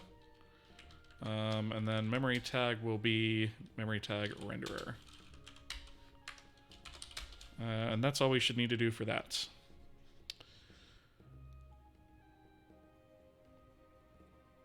Arch is like learning to swim by jumping in the ocean. But now you don't want to go back. Yeah, that's a good way of putting it, for sure. Constantly getting myself back to Manjaro. Nice. I once accidentally bricked my Arch OS by doing a partial update. Had to plug in a flash drive with an Arch ISO to manually reinstall Pac-Man. Ouch. Yeah, that's rough. I can't say I've not had to do something similar, though. Is U16 your MAT4? No, those are locations. Yeah. Unsigned integer. Yeah, 16-bit integer. Exactly. Yeah, those are just the shader locations. So I don't need a 32-bit integer. I probably don't even need a 16-bit integer. I could probably get away with an 8, but I've standardized on U16s. So our shader system uses U16s internally. Okay. So the way that this one's going to work is, for right now, what we're going to do is we're going to take the logic out of our view and put it in here as is. But I've been thinking a little bit off camera, and another change that I want to make is, in fact, let me actually open the view.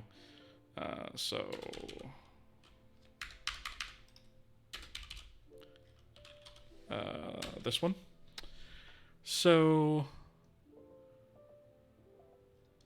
this is all the shape. We'll come back to this in a second. I just want to get to the, I think it was in render. Yeah. So we begin our render pass. And then we have, well, this is the Skybox portion, which we've already extracted. So our world here is here, right? So we use the terrain shader, and then we use our material system to apply our globals. And then we have either a assigned material if it's loaded, or a material, a default material if it's not. And then we use the material system to apply the instance and local variables. And then finally we draw it. And I've been thinking about this, and I don't think this is the way that I actually want this to work, because the material system, like if we go into one of these, I hate the fact that it doesn't actually go to the... All right. Apply global. So if we go into this, what this is actually doing is the same thing that we're doing in our views, right? Or our passes, right? So we're just applying a series of uniforms that we've sort of said we're going to standardize on for materials, but then we didn't standardize on it, right? Because, well, are we doing a material shader, or are we doing a UI shader, or are we doing some other type of shader for materials, right? And the part that sucks about this is that if we have, like, in this example, material shader and terrain shader act mostly the same way and use these same locations. So we're able to kind of get away with it, but only because those shaders happen to line up, right? And so we really shouldn't be, like, the material system shouldn't be responsible for this, right? This is like render specific stuff. And the material system should really just be something for managing material resources and managing, the material properties themselves and whether they're loaded, unloaded, that kind of thing. But we really shouldn't be like applying uniforms in here. And so I think what I'm going to do is I'm going to slightly refactor the material system as well to eliminate the application of global instance variables here, or I should say uniforms, and local, which is just a push constant, right? But I think I'm going to eliminate these from the material system and shift the responsibility of that over to the passes, because that's really where that stuff belongs. It really shouldn't be here the more I think about it. So I'm probably going to, I'm going to put this in from the view for right now as is, but we are going to come back and refactor that, right? And this is the only one I think that we're going to have to refactor. So I hope that makes sense. All right.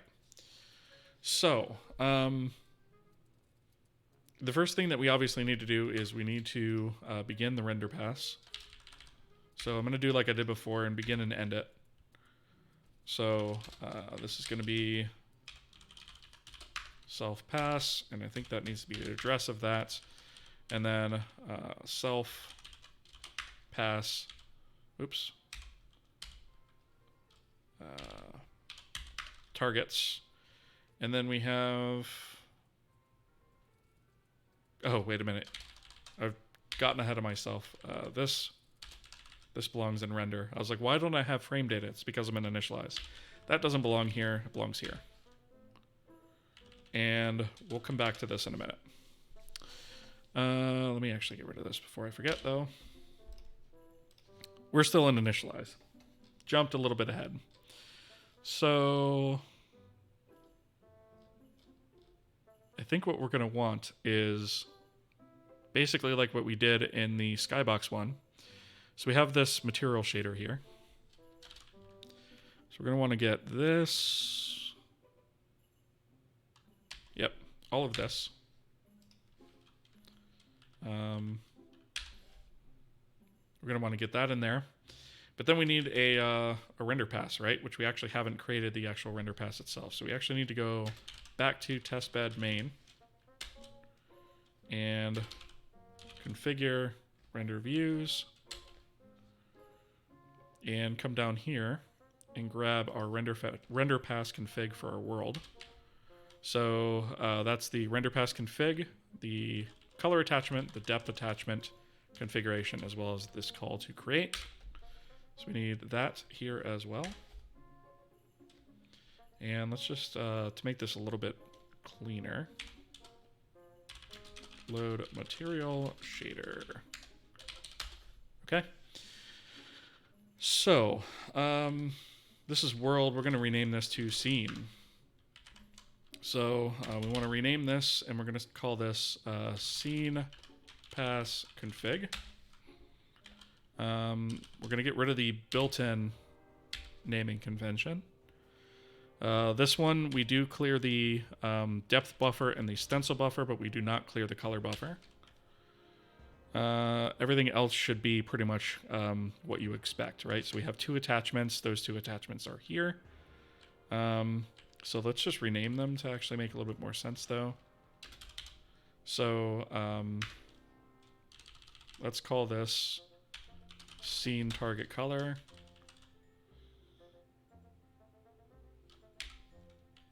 And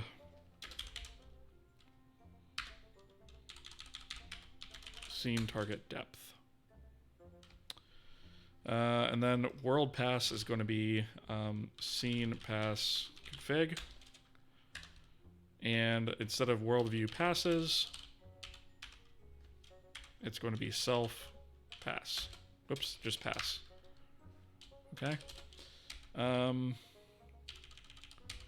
we don't need this world view stuff. So fail to create scene render pass. We don't need this string stuff either. So we've just got that, okay? So that's our render pass creation. So here is our material shader. Did I rename that shader in the Skybox pass? I don't think I did. No, I need to, though. So eventually I'm going to search for this word built in and just kind of get rid of it across the board. But for now, I'm not going to bother. Let me see. On previous renderers, I've defined a uniform format block which materials reference for their specific shaders, and the render pass knows how to populate. Yeah, I mean, that's another way to do it. And we might actually wind up doing it that way. So the material shader actually does some of that. It has something that we call properties, which is a structure of stuff that just kind of gets slammed all into one uniform.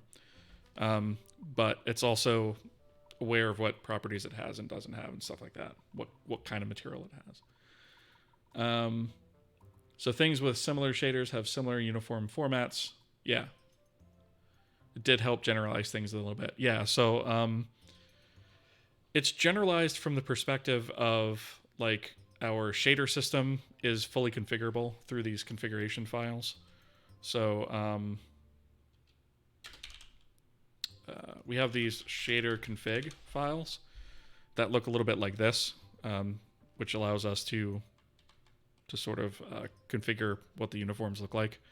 So we can say whether or not it has to depth test or depth write, what our various stages are, what our attributes look like, the order of those things, as well as the uniforms, what the scope is, global, instance, or local, that kind of thing. So we have the ability to configure this. And then we have some basic types available, like mat4, the vector types, things like that.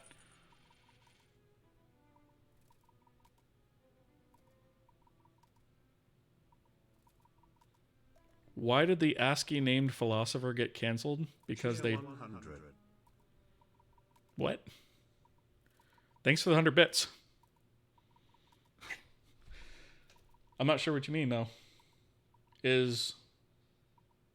don't know what that is in binary. I can't do that in my head.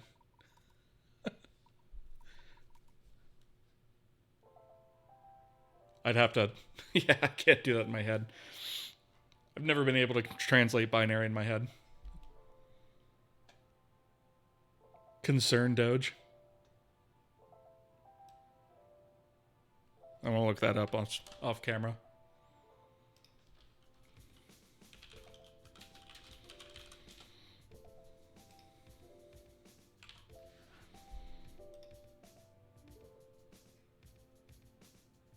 Is USA offensive?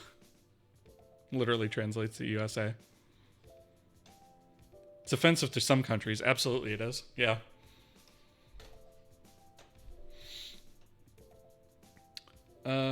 Okay. So let me...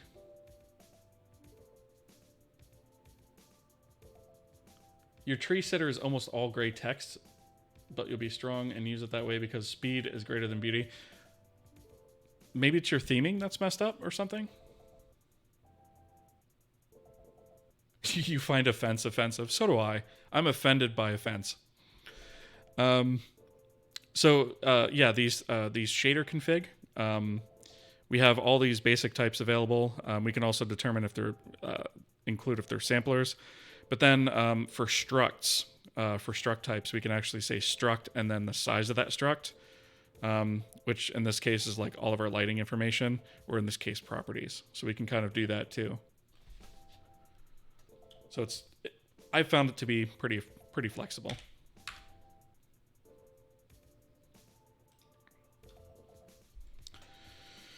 All right. I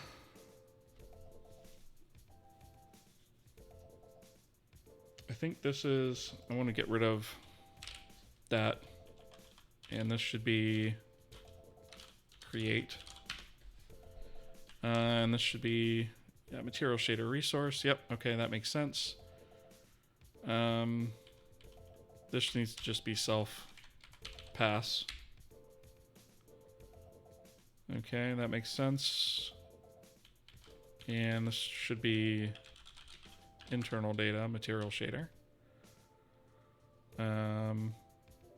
Oh, do we not have an internal data? We do not. So our internal data is going to be scene pass internal data equals self internal data. Missing that cold cast there. Okay. That's great. All right, so that should be the material shader. That should be all we need for right now. So for right now, we just store off a pointer to that. Eventually, we'll be moving the locations and stuff like that, but for right now, I'm going to skip that. All right. So...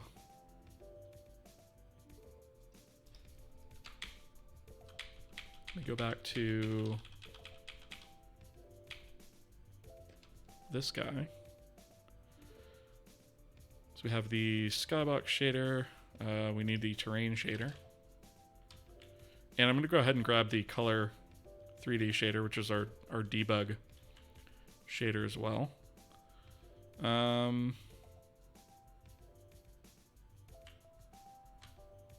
Up to this point, I think, is probably going to be what we want.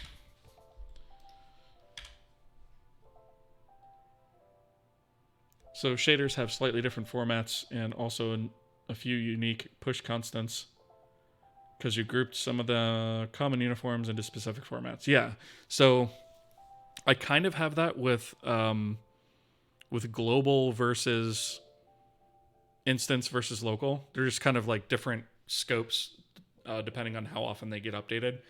So typically a global uniform is only updated once, basically per frame, versus an instance which is updated per instance of, say, a material. So if you have like a wood material versus a metal material. And then we have a local, which is updated for each draw call, basically, which would be something like a model matrix. It's basically what we have. So yeah, I've just got that sort of separation for that. Achal, thank you so much for the birthday wishes. I appreciate that. All right. So let's just remove that. This should all be pretty good. Viper, thank you so much for the follow. I appreciate that. Wait, it's your birthday? I didn't even see that. Yes, it is actually my birthday today. Yep. Thank you. Appreciate that. Yeah, I was originally going to do like a longer stream, but I have to work tomorrow, unfortunately. Party parrot! So let's see. We have self. This should just be pass.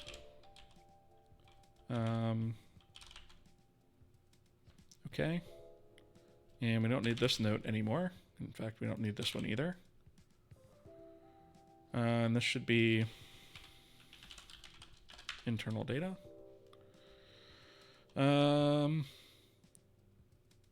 Move built-in shaders to the shader system itself. We're not going to be doing that. So keep that. This should all be the same. We don't need this. This should just be self pass.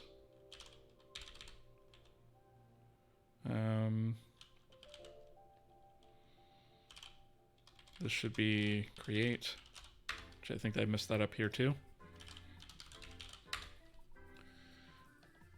You have ads coming soon, FYI.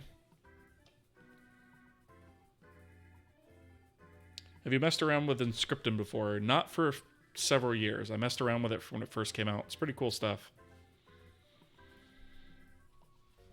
And ads. Ads.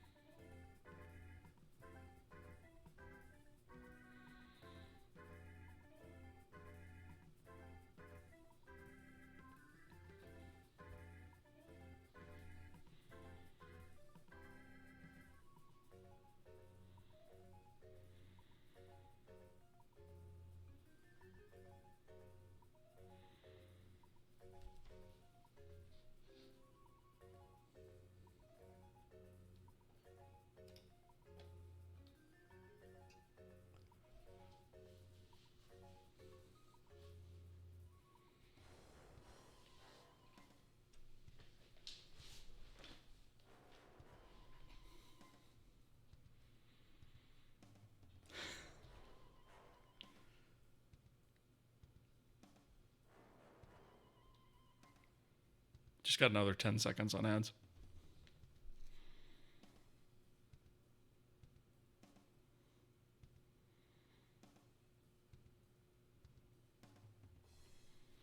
And we're back. Ogewashi arigato gozaimasu for the follow. Happy birthday. Thank you for that. It's the first time I see Vulcan engine game dev in C Snakecase. This is what I have been working on for the past year or so. Awesome. You'll fit right in here. Welcome.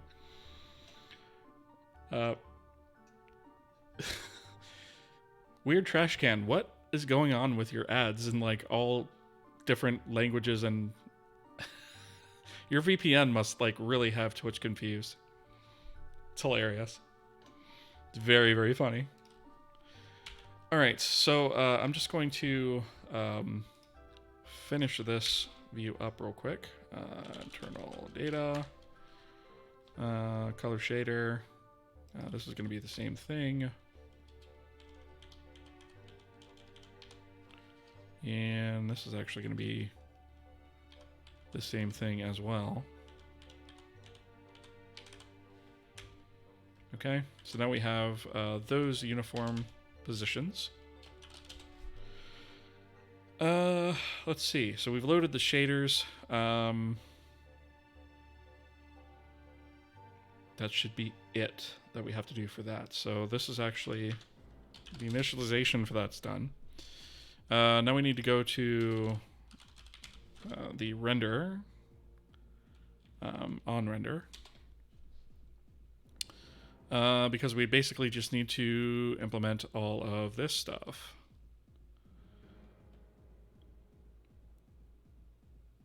If it was at least in German, I would see a reason. Yeah, fair enough. Been doing a lot of game jams lately, so I'm recently trying to implement with Inscripton. It's making me want to pull my hair out. I can only imagine. Because, like, that's abstraction over abstraction over abstraction. Yeah. I can imagine it's not easy to write C++ in a way that works well for that. It's very, very specific from what I understand.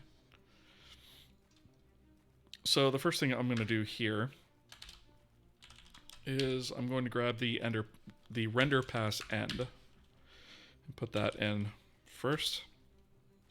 This needs to be self pass. And this needs to be scene pass.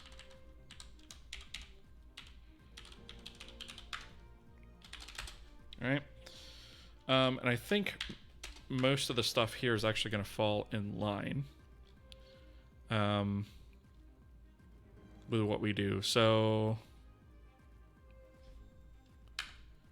I think, believe it or not, I'm going to be able to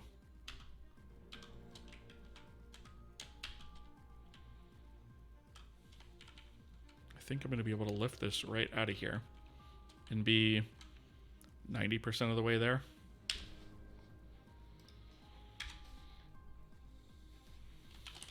Obviously, we'll have to make some changes here. So we're going to need, first off, that cold cast. So we'll just yank this guy.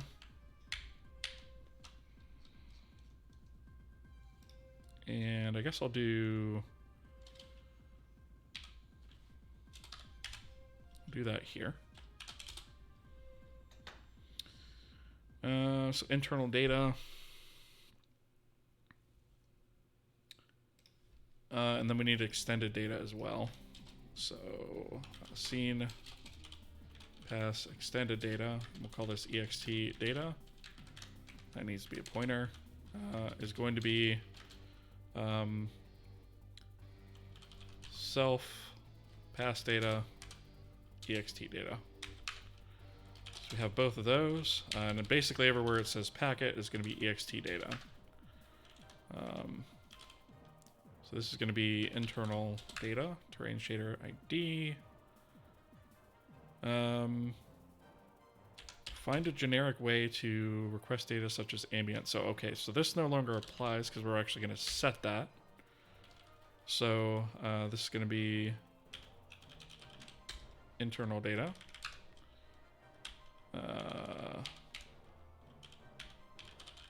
Internal data, and then ext data. Or is that... No, that's actually going to be pass data. Self pass data.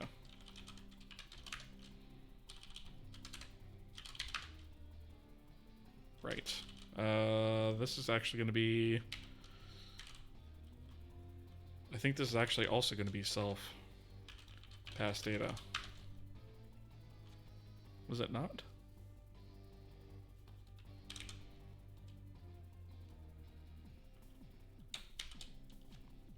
Is that an ext data?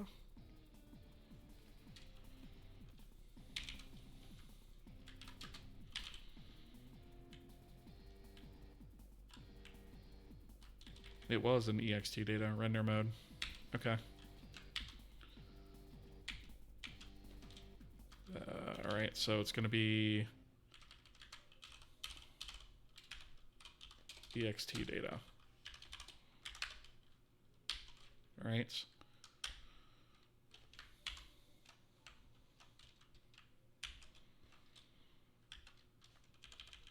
What else are we missing? Ext data. Ambient color.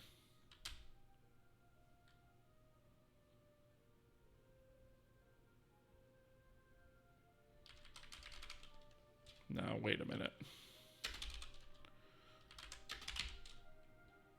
Ambient color is in ext data.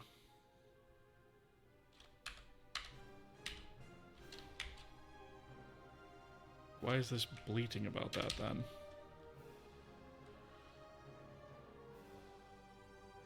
No member.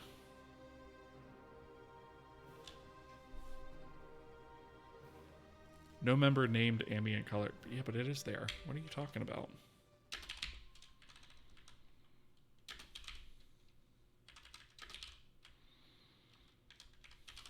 All right. This is going to be pass data. Self pass data. All right.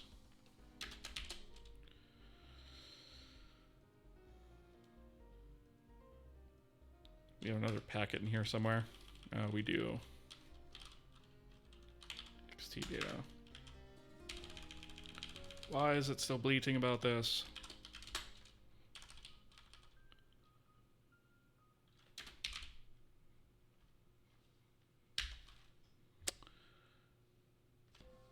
Let's see.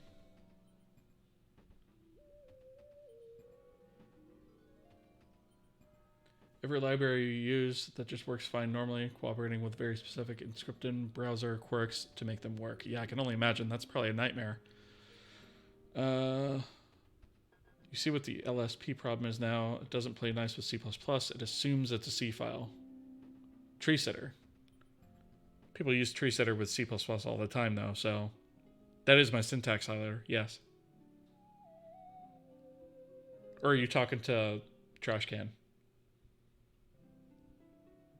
Gonna leave it that way. It's working better than VS Code already. Oh, I accidentally said it, didn't I?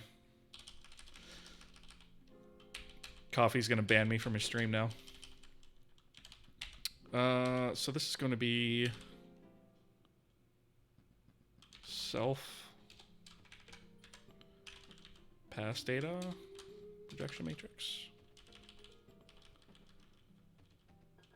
This ext data. Still am not understanding.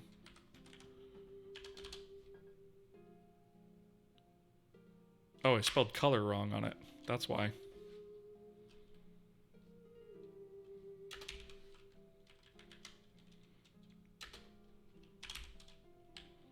Tisk.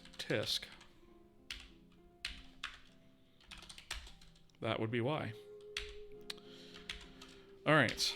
I was going to say, I'm looking right at it. It exists, for sure. Okay, so this is going to be ext data. I wonder if I could just do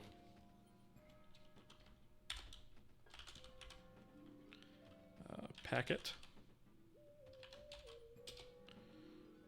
Replace with ext data.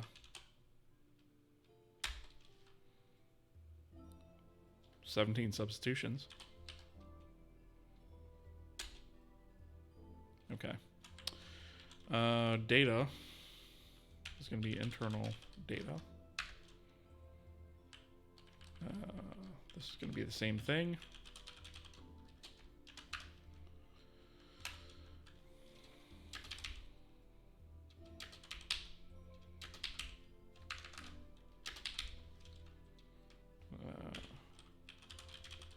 Internal data.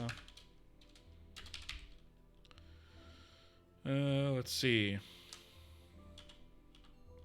ext data, projection matrix. This is actually going to be self pass data.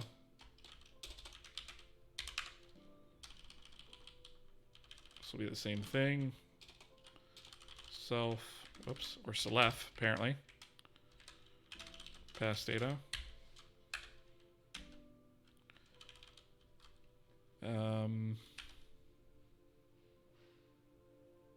ext data.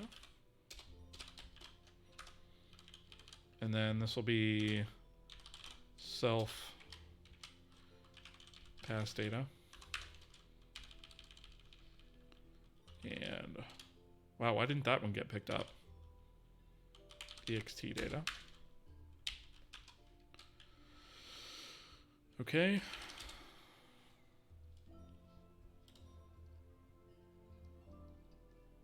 Next one is just these guys. This is the last one. So internal data.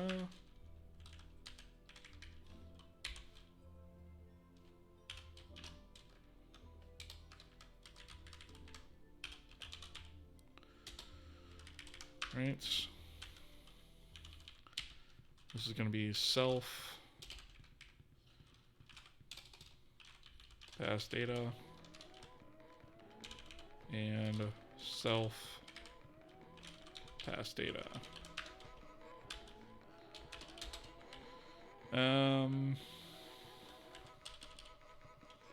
This is going to be internal data. Did I get all the errors? I think I did. I think I did. Cool. No. Somebody banned that guy, yeah. Banned myself from my own stream for saying the editor which shall not be named. Illegal keyword usage. Hit myself with the ban hammer. That's what I need. I actually don't have a ban hammer in here. I need a ban hammer. There you go. Bop. Appreciate that. New emote I can add, maybe. Deemed to hydrate. Thank you for that.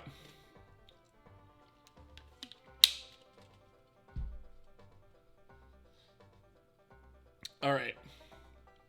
So. Yeah, the scene pass destroy. I guess we'll just put this in here real quick. If self internal data. Okay, free. Self internal data. Size of. Scene pass internal data. Memory tag. Renderer. Self.internal data equals 0. We can clean up the other stuff, I guess, later. The shader system automatically cleans up the shader, so I don't have to worry about that. So actually, there may not be anything else I need to clean up. Maybe the render passes. But I'm pretty sure I'm doing that automatically somewhere else. I think. I'll get a validation error if not. Coffee, you need some sleep? Yeah, I'm actually, I was actually just about to wrap up for the night myself, actually, because I do have to work in the morning. So, we have 2 of our 4 views done. And actually, we have the most complicated of the passes done. So the other 2 that we have to implement are the editor, which will be super simple because that just draws the gizmo right now, and then the UI, and then we can kind of build out what our render graph is going to look like in the testbed application. And then all we need to do is Jobify this process of packet generation that we do now, which is basically just going to be, in its initial form, it's just going to be offloaded to the application to do that. And then we'll sort of refactor after we get it up and running. So that's kind of where we're going to leave this tonight, I think. Do I use POSIX for multi-thread? Yes, on Linux and Mac OS, yes. On Windows, obviously I use Windows API threads. All right, so let me see who is. Well, before I kick off a raid, let me just really quickly throw out my socials so that you guys can follow those if you like. So that's my YouTube, the Discord server, which has about 600-ish people on it. I think it's approaching 700 people. So there's always people there discussing all kinds of random stuff, Kohi and other stuff as well. And then, of course, my GitHub and my Twitter, so you can follow me on those places to get all the updates and whatnot. And yeah, let's go ahead and take a look at see who is online. Who am I going to raid? I think tonight I'm going to, because I'm really tired and I'm not going to be able to stick around, I'm going to raid Ferret Software. And so for those of you who are not aware of who that is a ferret rescue owned by Pirate Software, who's another game dev here on Twitch. And he basically takes in ferrets that were used for medical testing, or ferrets that were in really bad situations, neglect and things like that in some cases, really bad stuff. And he gives them a good home. He makes sure that they're fed and cared for medically, which is not cheap or easy to do. And all of the ad proceeds from this channel actually go to caring for those ferrets. So it's a really good cause. And I like to support it. So I'm going to go ahead and raid that channel.